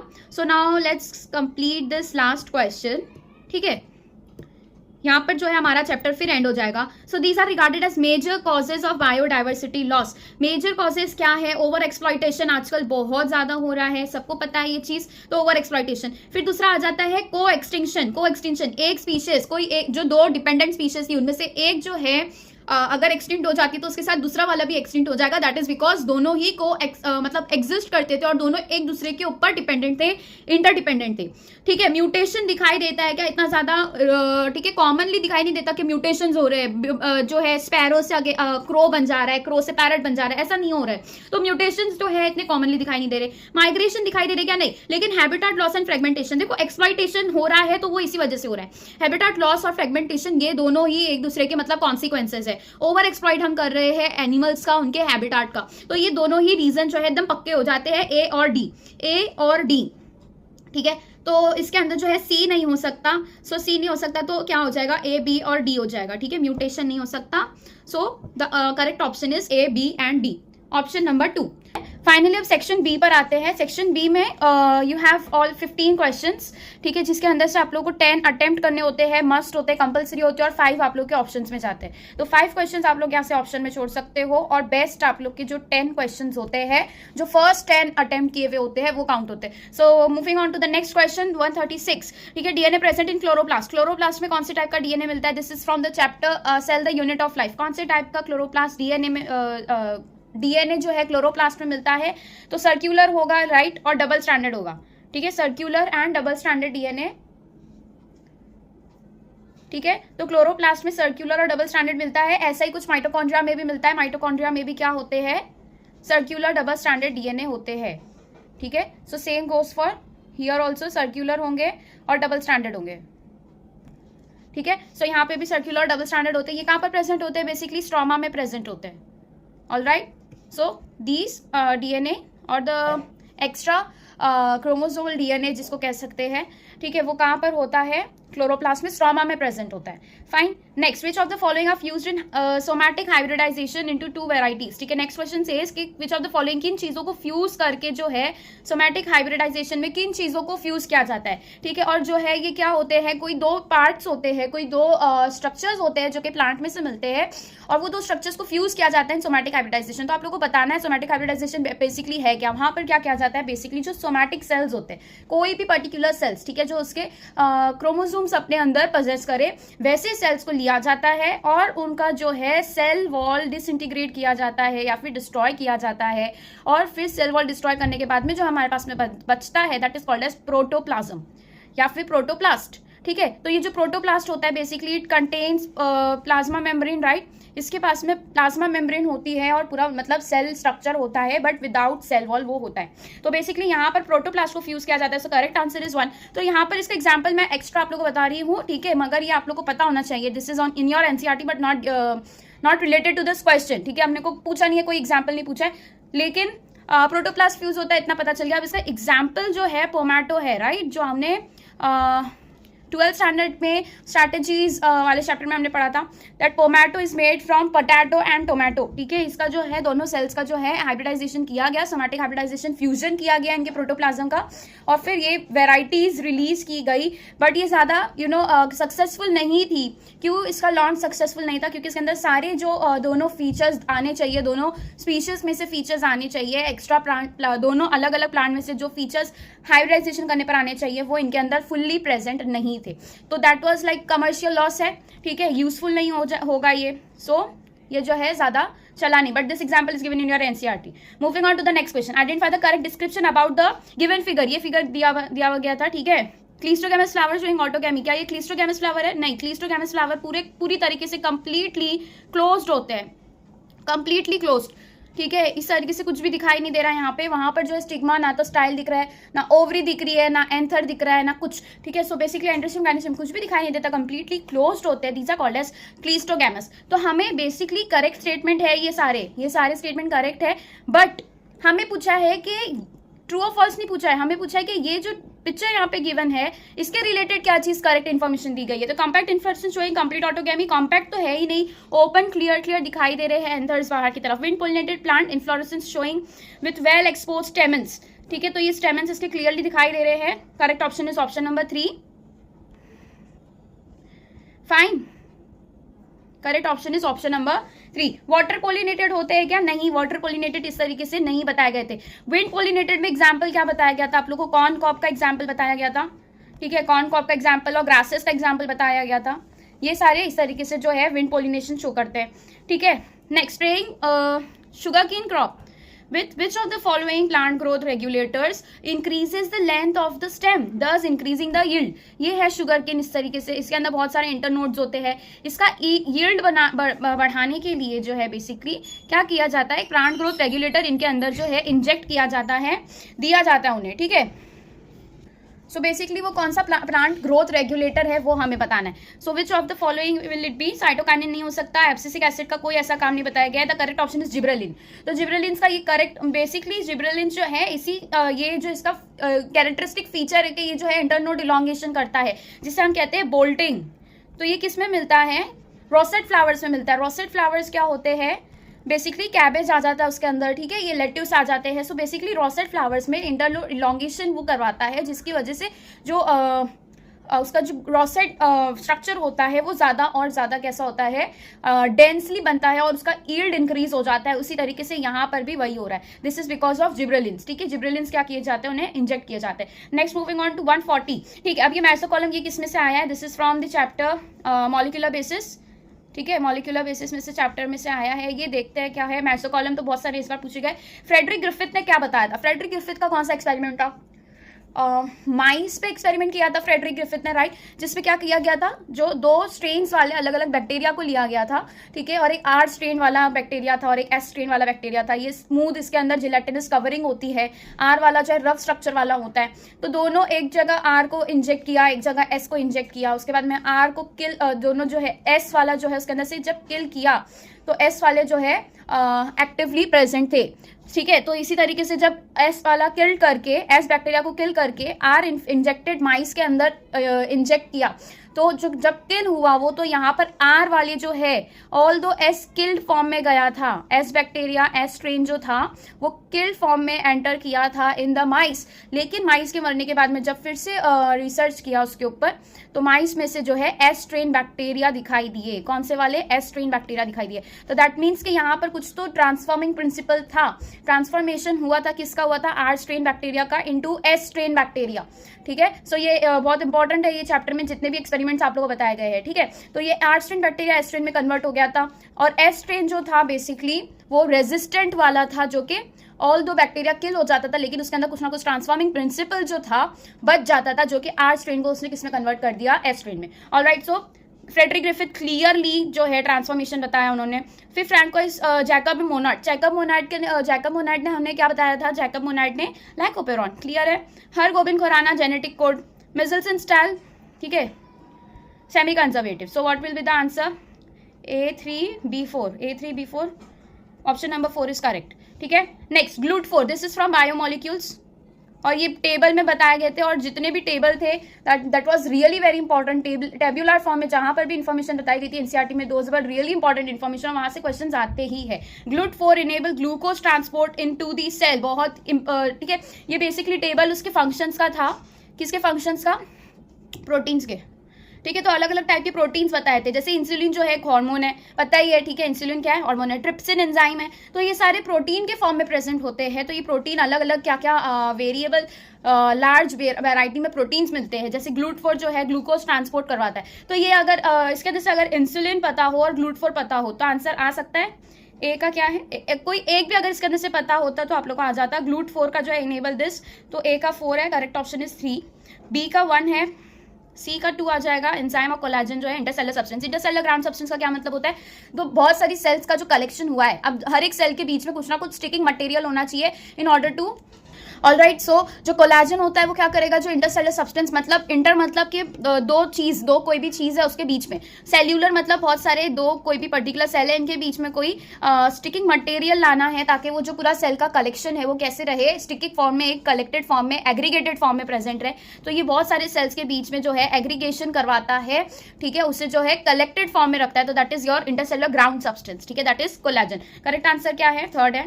ठीक है, नेक्स्ट, ठीक है, ट्रू और फॉल्स के फॉर्म में बताया ये क्वेश्चन। स्टेटमेंट 1 स्टेटमेंट 2 पढ़ना है। C3 प्लांट्स, इन C3 प्लांट्स हम O2, ठीक है, binds with RuBisCO, hence CO2 fixation decrease हो जाता है। करेक्ट है ये। इसको क्या कहते हैं, what is this process called as, photorespiration. तो ये आप लोग को दिया गया है इन द चैप्टर फोटोसिंथेसिस। ठीक है, जहां पर फोटो रेस्पिरेशन बताया कि C3 प्लांट्स जो रूबिस्को होता है वो बहुत ज्यादा O2 के साथ में ज्यादा बाइंड करने की टेंडेंसी रखता है, एफिनिटी ज्यादा रखता है। दैट इज वाई अगर रूबिस्को O2 के साथ में बाइंड कर ले तो CO2 के साथ में बाइंड करना मुश्किल है, बिकॉज क्या होगा वहां पे, एफिनिटी जिसके लिए ज्यादा है उससे स्ट्रांगली बाइंड करेगा, तो उसका ये दोनों के बीच में का बॉन्ड तोड़ाना मुश्किल हो जाता है, और ये बहुत सारे वेस्ट प्रोडक्ट्स बनाता है। इनफैक्ट ऐसे प्रोडक्ट्स बनाता है जो प्लांट के लिए हार्मफुल होते हैं। सो बेसिकली फोटो रेस्पिरेशन जो है एक मेजर लॉस बताया जाता है फॉर दी प्लांट्स। ठीक है, C3 प्लांट्स में ये होता है। C4 प्लांट्स में क्या होता है, C4 प्लांट्स में जो है बंडल शीट सेल्स प्रेजेंट होते हैं, और ये क्या करने के लिए होते हैं, अवॉइड करने के लिए फोटो रेस्पिरेशन। तो यहाँ पे मीजोफिल सेल्स जो वेरी लिटिल फोस्फोरेशन, नहीं, फोटो रेस्पिरेशन जो है इनके अंदर मिलता ही नहीं है, तो ये स्टेटमेंट रॉन्ग हो जाता है इधर ही। ठीक है, मीजोफिल सेल्स में फोटो रेस्पिरेशन नहीं मिलता क्योंकि मीजोफिल सेल्स में रूबिस्को प्रेजेंट ही नहीं होता है। तो बेसिकली जो रूबिस्को होता है वो किसके लिए एफिनिटी अच्छी रखता है, affinity, good affinity for O2, लेकिन यहाँ पर मीजोफिल सेल्स में रूबिस्को रखा ही नहीं गया। नेचुरली इवोल्यूशन में क्या हुआ, ये जो C4 प्लांट्स होते हैं उनमें मेसोफिल सेल्स के साथ में ये स्ट्रक्चर आप लोग को इस तरीके से बताया गया है। ठीक है, मेसोफिल सेल्स के साथ में जो है ये मेसोफिल सेल है, और यहाँ पर बंडल शीट सेल्स होते हैं। ठीक है, तो बेसिकली ये क्या करते हैं, जो इधर पे मिलने थे वो बेसिकली जो CO2 फिक्सेशन का जो काम करना होता है, कैल्विन साइकिल, ठीक है, चलाना होता है, तो वो किसके थ्रू होता है, रूबिस्को के द्वारा ना होते हुए किसके थ्रू होगा वो, ठीक है, पेप्केस। ठीक है, पेप्केस ये एंजाइम है जो कि PEP3OAA यहाँ पर क्या बनता है, OAA C4 एसिड बनता है। तो पहले जो CO2 होता है वो किससे जाके बाइंड करता है, PEP से बाइंड करता है। What is PEP, it is phosphoenol pyruvate. तो फॉस्फोइनॉल पायरुवेट के साथ में बाइंड करता है with the help of which enzyme, PEPcase. ठीक है, ये क्या बनाएगा, एक C4 एसिड बनाएगा। वो C4 एसिड किसमें कन्वर्ट होगा, कोई ना कोई अलग सब्सटेंस में C4 एसिड में ही कन्वर्ट होता है, एस्पार्टिक एसिड या फिर मैलिक एसिड में, और फिर मेसोफिल सेल्स में से वो किसमें एंटर करता है, बंडल शीट सेल में। अब यहाँ पर उसका होता है डीकार्बोक्सिलेशन। ठीक है, CO2 रिलीज हो जाएगा और C3 एसिड कोई बनेगा, और वो फाइनली वापस किसमें जाएगा, मेसोफिल सेल में। तो यहाँ पर जो CO2 एक्सेप्टर होता है, PEP होता है, जो कि 3 कार्बन वाला होता है, और वो फाइनली क्या बनाता है, 4 कार्बन वाला एसिड बनाता है, दैट इज कॉल्ड एज, ठीक है, OAA। ठीक है, तो ये हो जाता है फोटो रेस्पिरेशन का। यहाँ पर आप लोग को बताया है C3 प्लांट्स में O2 बाइंड करता है, ये स्टेटमेंट तो क्लियरली करेक्ट है, लेकिन second statement is wrong. Why is it wrong, because यहाँ पर फिंसोफिल सेल्स में बोला है very little photo respiration takes place, while bundle sheath cells not जो photo respiration. Bundle sheath cells में तो फोटो रेस्पिरेशन नहीं होता, लेकिन मेसोफिल सेल्स में भी नहीं होता है। So the first statement is correct, but the statement 2 is false. ठीक है, identify the step in tricarboxylic acid cycle which does not involve oxidation of substrate. देखो, ऑक्सीडेशन ऑफ सबस्ट्रेट क्या होता है, बेसिकली किसी NAD+ है, ठीक है, या फिर FAD+ है, FAD+ है, ठीक है, या +2 है, तो यहाँ पर क्या बन जाएगा, NADH बन जाएगा या तो FADH2 बन जाएगा। ठीक है, तो इसे कहते हैं हम ऑक्सीडेशन। तो यहाँ पर जहाँ पर जो स्टेप में ऑक्सीडेशन हो रहा था वहाँ की बहुत 3 या 4 स्टेप्स है जहाँ पर क्या होता है ऑक्सीडेटिव डीकार्बोक्सिलेशन, जिसे हम कहते हैं ऑक्सीडेटिव डीकार्बोक्सिलेशन। ठीक है, ये प्रोसेस जब हो रहे थे बेसिकली तभी हमने देखा कि कार्बोक्सिलेशन, ऑक्सीडेटिव डीकार्बोक्सिलेशन हो रहा है, मतलब कार्बन जो है रिलीज हो रहा है। ठीक है, और ऑक्सीडेशन भी साथ में होता है। सो बेसिकली देखो सक्सिनाइल को ए से सक्सिनिक एसिड जब बनता है, सो फर्स्ट ऑप्शन में क्या बताया, सक्सिनाइल को ए। सक्सिनाइल को ए में क्या होगा, बेसिकली यहाँ पर सक्सिनिक एसिड बनता है। ठीक है, सक्सिनाइल को ए से सक्सिनिक एसिड, जिसको सक्सिनेट भी कह सकते हैं। सक्सिनिक एसिड में जब ये कन्वर्ट होता है तब यहाँ पर एक चीज एक्स्ट्रा होती है, दैट इज जीडीपी से क्या बनता है, जीटीपी बनता है। ठीक है, तो ये जीडीपी से क्या बन रहा है, जीटीपी बन रहा है। ठीक है, तो यहाँ पर ना तो कोई ऑक्सीडेशन हो रहा है ना तो कोई डीकार्बोक्सिलेशन हो रहा है। ठीक है, यहाँ पर कोई भी तरीके का ऑक्सीडेशन नहीं पाया जाता है। सो आइसोसिट्रेट से अल्फा कीटोग्लूटारिक एसिड, ये भी बहुत सिंपल है, ये सेकंड स्टेप में आता है। आइसोसिट्रेट से क्या, सेकंड या थर्ड स्टेप में। ठीक है, आइसोसिट्रेट से अल्फा कीटोग्लूटारिक एसिड होता है, इसको कहते हैं हम oxidative decarboxylation. This is oxidative decarboxylation. ठीक है, इसके बीच में एक और एक इंटरमीडिएट बनता है विच इज कॉल्ड एज ऑक्सैलोसक्सिनेट।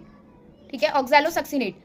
और इसके आगे फिर क्या होता है, यहाँ पर रिलीज होता है NADH बनता है, यहाँ से NAD प्लस से NADH बनता है, और ऑक्सैलोसक्सिनेट से जब अल्फा कीटोग्लूटारिक एसिड बनता है तो डीकार्बोक्सिलेशन होता है, तो दैट इज ऑक्सीडेटिव डीकार्बोक्सिलेशन। ये एक प्रोसेस हो जाता है। उसके बाद में नेक्स्ट प्रोसेस, ये थर्ड प्रोसेस में क्या होता है, मैलिक एसिड, मैलेट से OAA बन रहा है, यहाँ पर भी ऑक्सीडेशन होता है। ठीक है, मैलिक एसिड से जब ऑक्सैलोएसिटिक एसिड बनता है तभी भी यहाँ पर ऑक्सीडेशन होता है, NAD प्लस से NADH प्लस बनता है। अब सक्सिनेट है, दैट इज सक्सिनिक एसिड से मैलिक एसिड जब बनता है, सक्सिनिक एसिड है, सक्सिनेट है।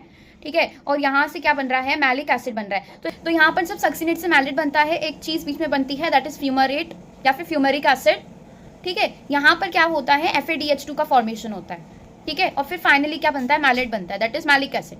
ठीक है, तो ये एक स्टेप जो है इसके अंदर स्किप किया हुआ है, लेकिन कंफ्यूज नहीं होना है। सक्सिनिक एसिड से मैलिक एसिड जब बनता है तभी ऑक्सीडेशन होता है। सो ऑक्सीडेशन किस किस में होता है, आइसोसिट्रेट से अल्फा कीटो बनता है तब ऑक्सीडेशन होता है। ठीक है, जब मैलिक एसिड से ऑक्सैलो बनता है होता है, सक्सिनेट से मैलिक बनता है होता है, लेकिन सक्सिनाइल को ए से सक्सिनिक एसिड बनते टाइम जीडीपी से जीटीपी बन रहा है, which is not oxidation. That is why first option is your correct option, क्योंकि हमें पूछा है किसमें ऑक्सीडेशन नहीं होता है। So first option is your correct option. Your correct answer is 1. Now, all right. So moving on to the next question. यहाँ पर हमें जो है प्रोसेसेस बताए गए हैं अलग अलग, और ये उनका लोकेशन है बेसिकली। ठीक है, तो ये लोकेशन मतलब कौन सा प्रोसेस किधर पर सिचुएटेड है यहाँ पर या फिर कहाँ पर होता है वो हमें मैच करना है। Citric acid cycle is your Krebs cycle.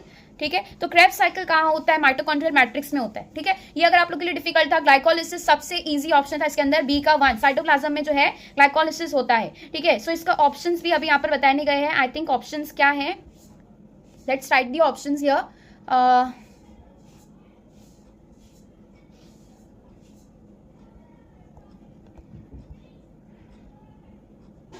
ठीक है, सो ऑप्शंस यहाँ पे नहीं गिवन है, हम मैच करेंगे सब चीज। ठीक है, citric acid cycle, Krebs cycle जिसे हम कहते हैं, ये माइटोकॉन्ड्रियल मैट्रिक्स में होता है। ETS इलेक्ट्रॉन ट्रांसपोर्ट सिस्टम, ये कहाँ पर होता है, इनर माइटोकॉन्ड्रियल मेम्ब्रेन में होता है। ये इनर माइटोकॉन्ड्रियल मेम्ब्रेन है और ये आउटर माइटोकॉन्ड्रियल मेम्ब्रेन है, and this particular space is your intermembranal space. तो ये इंटरमेम्ब्रेनल स्पेस में जो है प्रोटॉन ग्रेडियंट बढ़ता जाता है, प्रोटॉन का ग्रेडियंट जो है बढ़ता जाएगा। बेसिकली ETS कहाँ पर हो रहा है, इनर माइटोकॉन्ड्रियल मेम्ब्रेन में होता है। सो इलेक्ट्रॉन ट्रांसपोर्ट का हो जाता है C का 4 और D का हो जाएगा 3। सो द करेक्ट ऑप्शन हमारा हो जाएगा A, B, C और D। ठीक है, फर्स्ट का is 2, B 1। Electron transport system कहाँ होता है, 4 इनर माइटोकॉन्ड्रियल मेम्ब्रेन, और प्रोटॉन ग्रेडियंट कहाँ पर हो रहा है, इंटर मेम्ब्रेन स्पेस में हो रहा है। So this is a correct option. ठीक है, यहाँ पर ऑप्शंस अभी डिस्क्राइब नहीं किए गए हैं, मेंशन नहीं है। सो ये आप लोग का आंसर है, ये जो भी ऑप्शन होगा उसका आंसर यही होगा। A का 2 आएगा, B का 1 आएगा, C का 4 आएगा, करेक्ट। ठीक है, now moving on to the next question, which of the following statement is correct regarding the process of replication of E coli. ठीक है, अभी ये कौन से चैप्टर में से आया है, बेसिकली मॉलिक्यूलर बेसिस से आया है। रेप्लिकेशन ऑफ ई कोलाई में क्या हो रहा है, बेसिकली डीएनए भी रेप्लिकेट होगा। ठीक है, और डीएनए रेप्लिकेशन के लिए डीएनए डिपेंडेंट डीएनए पॉलीमरेज, ये जो एंजाइम होता है, this enzyme is required, right. ये क्या कराता है, पॉलीमराइजेशन स्टार्ट करवाता है। तो ये जो कैटेलाइज करवाता है, कैटेलाइजेस पॉलीमराइजेशन, इसके अंदर डायरेक्शन बेसिकली 4 आप लोग को ऑप्शन दिए गए हैं, डायरेक्शन हमें जो है इसके कंफर्म करने हैं। सो फर्स्ट ऑप्शन में क्या है कि ये जो पॉलीमराइजेशन कराता है ये 5' to 3' में भी कराता है, as well as 3' to 5'। Wrong. ठीक है, ऐसा नहीं है। सेकंड ऑप्शन क्या बोल रहा है, DNA dependent DNA polymerase catalyses polymerisation in 5' to 3' direction, ये बिल्कुल करेक्ट है। ठीक है, डीएनए 3' to 5' नहीं कराएगा। और नेक्स्ट वाला जो फोर्थ ऑप्शन दिया है, डीएनए डिपेंडेंट आरएनए पॉलीमरेज दिया गया है। ये जो डीएनए डिपेंडेंट आरएनए पॉलीमरेज होता है बेसिकली ये कहाँ काम आता है, ट्रांसक्रिप्शन प्रोसेस में काम आता है।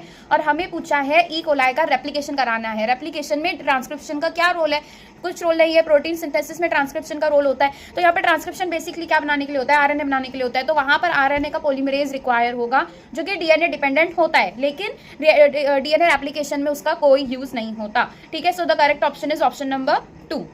ठीक है, next 146 in an ecosystem if the net primary productivity of the first trophic level is, ठीक है, इतना बताया गया है 100x किलो कैलोरी पर मीटर स्क्वायर पर ईयर। ठीक है, what would be the GPP that is gross primary productivity of the third trophic level of the same ecosystem. ठीक है, अब ये क्वेश्चन थोड़ा सा कंट्रोवर्शियल टाइप का क्वेश्चन था। ये नीट के 2024 के जो पेपर में ये क्वेश्चन पूछा गया है। बेसिकली ये थोड़ा कंट्रोवर्शियल तो था ये क्वेश्चन, ठीक है, क्योंकि इसके अंदर जो है कंप्लीट डेटा नहीं गिवन है, पहली बात। और दूसरा तो हमें ग्रॉस प्राइमरी प्रोडक्टिविटी पूछा हुआ है, जबकि हमें जो दो चीज़ डिफाइन करनी है, पहले तो हम डिफाइन कर लेते हैं what is GPP and what is NPP. ठीक है, जीपीपी वो ग्रॉस प्राइमरी प्रोडक्टिविटी, बेसिकली जितना भी प्लांट ने सोलार रेस के थ्रू, सनलाइट के थ्रू जितना भी प्रोडक्शन किया है, जितना टोटल प्रोडक्शन हुआ, that is gross primary productivity. NPP क्या होता है, एनपीपी बेसिकली जीपीपी में से जो रेस्पिरेटरी लॉसेस निकलते हैं, ठीक है, R is your respiratory losses. ये रेस्पिरेटरी लॉसेस किसके होते हैं, प्लांट जो यूज करता है उसे हम किसमें इंक्लूड करते हैं, रेस्पिरेटरी लॉसेस में। तो ये जो प्लांट ने जितना भी कंज्यूम किया, ये जीपीपी में से जब डिडक्ट करते हैं, then we get NPP, that is net primary productivity. अब ये जो नेट प्राइमरी प्रोडक्टिविटी है, that is the amount of energy that is available for the ecosystem. ठीक है, इकोसिस्टम में प्रोवाइड करने के लिए जो एनर्जी बचती है finally, that is called as net primary productivity. अब हमें यहाँ पे गिवन क्या क्या है, पहले ये देखते हैं कि if ecosystem in an ecosystem if the NPP of the first trophic level का हमें दिया गया है एनपीपी। ठीक है, एनपीपी कितना है, 100x है। ठीक है, trophic level, first trophic level का दिया है, फर्स्ट ट्रॉफिक लेवल का 100x दिया है। ठीक है, और ये क्या बताया है, एनपीपी का बता रहा है। ठीक है, और दूसरा बोला है what would be the GPP of the third trophic level. पूछा क्या है, जीपीपी पूछा है of which level, third trophic level का जीपीपी पूछा है। ठीक है, तो देखो अगर फर्स्ट ट्रॉफिक लेवल में एनपीपी अगर 100x है तो बेसिकली उसके अंदर कुछ ना कुछ रेस्पिरेटरी लॉसेस मिलाने पड़ेंगे, तब जाके हमें फर्स्ट ट्रॉफिक लेवल का जीपीपी मिलेगा। दैट मीन्स कि क्या, जीपीपी हमें फाइंड आउट करना है थर्ड ट्रॉफिक लेवल का, तो उसके लिए फर्स्ट ट्रॉफिक लेवल का पता होना चाहिए। उसके बाद में हम एक फॉर्मूला लगाएंगे, बेसिकली वो लाइन आप लोगों को बताई गई है, तो उसके थ्रू हम जो है थर्ड ट्रॉफिक लेवल का जीपीपी निकालेंगे। तो पहले उसके लिए हमें पहले ये समझना है कि फर्स्ट ट्रॉफिक लेवल का जीपीपी क्या होगा। यहाँ पर हम अज्यूम करते हैं रेस्पिरेटरी लॉसेस जो थे वो 10 टाइम्स थे। ठीक है, 10 टाइम्स, ठीक है, 10 times of the first trophic level का एनपीपी। तो फिर उस हिसाब से जो है GPP of first trophic level क्या हो जाएगा, 1000x हो जाएगा, राइट। ठीक है, GPP of first trophic level. तो अब यहाँ पे हमने ये अज्यूम किया कि जो रेस्पिरेटरी लॉसेस थे वो 10 टाइम्स थे। 10 टाइम्स किसके 10 टाइम्स, एनपीपी के 10 टाइम्स थे। ठीक है, रेस्पिरेटरी लॉसेस। ठीक है, तो यहाँ पर क्या हो जाएगा, बेसिकली एनपीपी में 100x है, तो इसके अंदर आर को मिलाएंगे, that will come out to be what, that will come out to be GPP हो जाएगा 1000x। अब हमें जो है जीपीपी फर्स्ट ट्रॉफिक लेवल का मिला है। ठीक है, फर्स्ट ट्रॉफिक लेवल का जीपीपी मिला है। अब यहाँ पर हमें थर्ड ट्रॉफिक लेवल का पता करना है। तो फर्स्ट ट्रॉफिक लेवल से सेकंड ट्रॉफिक लेवल पर जब वो जाएगा तभी क्या होगा, यहाँ पे 10% का डिक्रीज होता जाएगा। ठीक है, हर बार जो है 10% डिक्रीज होता जाएगा। तो 100x है तो 10 टाइम्स डिवाइड होता जाएगा, 10 टाइम्स कम होता जाएगा। ठीक है, so what will come out to be here, 10 times जो है डिक्रीज होता जाएगा। तो यहाँ पर हो जाएगा 100x, सेकेंड ट्रॉफिक लेवल में 100x होगा, तो थर्ड ट्रॉफिक लेवल में कितना हो जाएगा, 10x हो जाएगा, because 100 divided by 10 is 10x। So the correct option could be 10x, first option हो सकता है। ठीक है, so the correct option is 10x। ये हमने जीपीपी निकाला है थर्ड प्राइमरी प्रोडक्टिविटी का, थर्ड ट्रॉफिक लेवल का, विद दिस फॉर्मूला कि जो फर्स्ट ट्रॉफिक लेवल से जब सेकंड ट्रॉफिक लेवल पर मूव करते हैं तो 10 टाइम्स एनर्जी डिक्रीज होती रहती है। ठीक है, 10 टाइम्स डिवाइड होती रहती है। तो यहाँ पर हमने क्या किया, फर्स्ट ट्रॉफिक लेवल पर जीपीपी 1000 मान लिया। क्यों, क्योंकि उसके अंदर रेस्पिरेशनल लॉसेस हमने ऐड कर दिए in the net primary productivity which was given as 100x। तो रेस्पिरेशनल लॉसेस हमने 10x लगा दिया और उसके अंदर उसको मल्टीप्लाई कर दिया, तो जीपीपी कितना हो गया, इट इज 1000x। तो सेकंड ट्रॉफिक लेवल पर वो हो जाएगा 100 और थर्ड पर हो जाएगा 10। So the correct option is 10x here. ठीक है, now all right, so moving on to the next question. ठीक है, 147 क्या कह रहा है, यहाँ पर अगेन फ्लावर का बताया गया है एंड यहाँ पर उसका जो है ठीक है कुछ फीचर्स बताए गए। तो वो कौन से चीज़ को बिलोंग करता है वो हमें बताना है। रोज, पी, कॉटन और मैंगो। सबसे ईजी हमें मैंगो दिखाई दे रहा है जो कि एक ड्रूप होता है, क्लियरली दो एग्जाम्पल थे, इसका कोकोनट था और ड्रूप था, याद करने बहुत ईजी था, ठीक है। कॉटन का अगर देखें, पी कर लेते हैं, पी का मार्जिनल प्लासेंटेशन होता है, तो क्या निकल के आ रहा है यहाँ से, यहाँ पर देखते हैं ऑप्शंस में क्या बता रहा है। पी का जो है दैट इज बी का 4 आ रहा है, बी का 4 in this option it is correct, ठीक है। बी का जो है 4 हो गया। मैंगो ड्रूप है, ठीक है, तो दैट इज डी का अगेन 3 आ रहा है, ठीक है। इस हिसाब से कॉटन देखे तो वो ट्विस्टेड एस्टिवेशन शो करता है, ये भी करेक्ट है। रोज अगर देखे तो ये पेरीगाइनस होता है, इसके एग्जाम्पल्स बहुत ईजी थे, एक था प्लम, एक था पीच और एक था रोज, ठीक है। ये 3 एग्जाम्पल्स थे जो कि पेरिकाइनस फ्लावर में दिखाई हमने पढ़े थे, ठीक है। तो ये तो सबसे इजी हो गया, रोज का ए का जो है 2 बन रहा है, ठीक है। तो यहाँ पर आउट ऑफ दीज 2 आपको जो है कंफ्यूजन होता, लेकिन अगर आप सेकंड वाला पता रखते कि पी मार्जिनल प्लासेंटेशन शो करता है। अभी जो मार्जिनल प्लासेंटेशन होता है बेसिकली इस तरीके से, जो अगर पी का स्ट्रक्चर है तो उसके अंदर सीड्स किस तरीके से अरेंज है, वो मार्जिनली अरेंज होती है, that is why placentation is what, placentation is basically the arrangement of seeds. तो ये जो प्लासेंटेशन इसके अंदर देखा जाता है वो मार्जिनली प्रेजेंट होता है, दैट इज वाई पी जो है मार्जिनल प्लासेंटेशन में आ जाता है। करेक्ट ऑप्शन यहाँ पर हो जाएगा 3, ठीक है। This is a correct option. Next moving on to 148 question.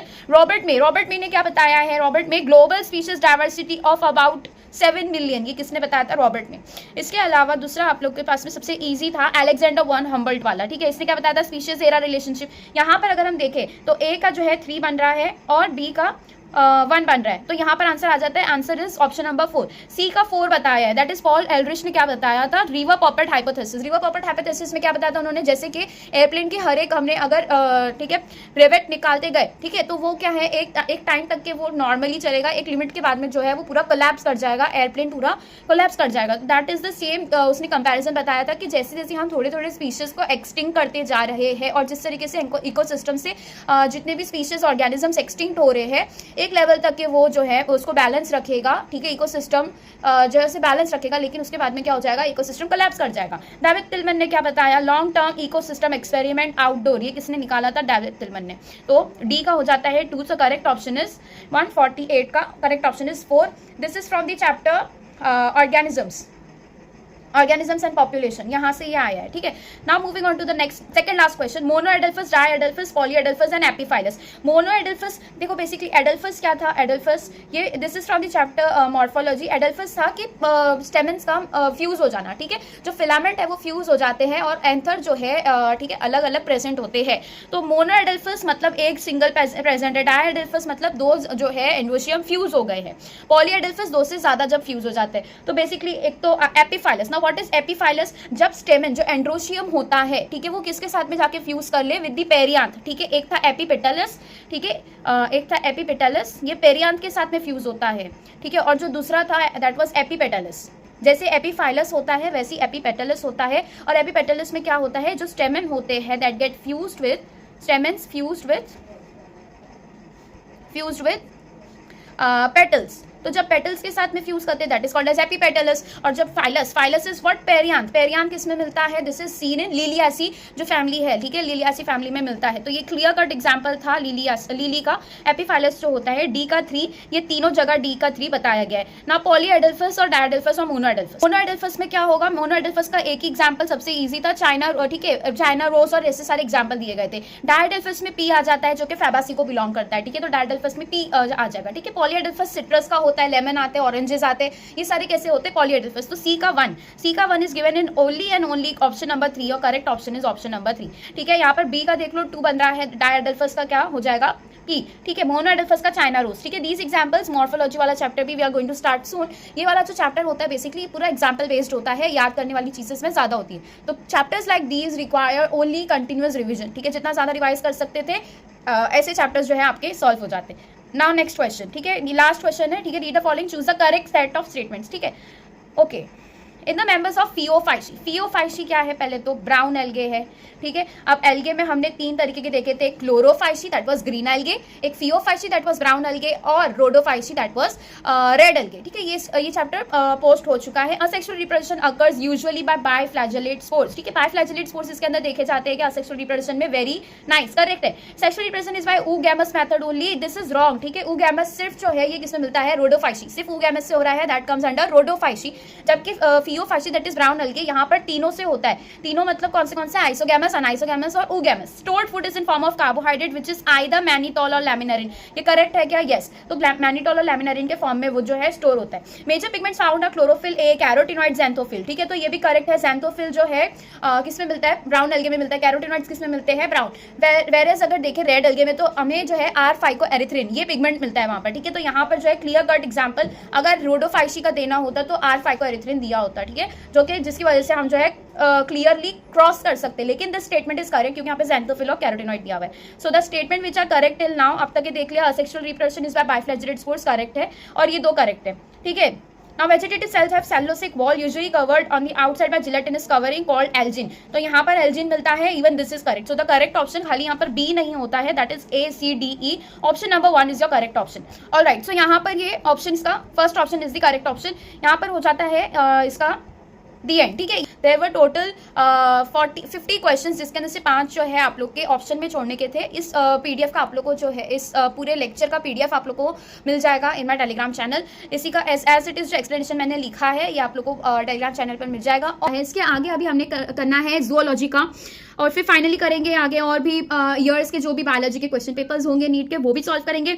और मैंने अभी जो है एनिमल किंगडम स्टार्ट किया है, राइट। सो एनिमल किंगडम की अभी प्लेलिस्ट कंटिन्यू चलेगी। ह्यूमन हेल्थ एंड डिजीजेज और बहुत सारे प्लांट किंगडम हो गया, बायोलॉजिकल क्लासिफिकेशन हो गया है। I guess no, plant kingdom नहीं हुआ है, बायोलॉजिकल क्लासिफिकेशन हुआ है, ह्यूमन हेल्थ एंड डिजीजेज हो गया है, बहुत सारे चैप्टर हो गए हैं। You should visit my YouTube channel और वहाँ पर जो है सारी प्लेलिस्ट बनी हुई है, आप लोग को सेपरेट मिल जाएगी हर एक चैप्टर की, स्पेशली बायोलॉजी की। और महाराष्ट्र बोर्ड भी साथ साथ हो रहा है और साथ में जो है एनसीईआरटी का सीबीएसई का पोर्शन भी हो रहा है। एंड योर टेलीग्राम चैनल बहुत इंपॉर्टेंट है, टेलीग्राम चैनल जल्दी से जाके ज्वाइन कर लो, लिंक मैंने डिस्क्रिप्शन में दे दिया है।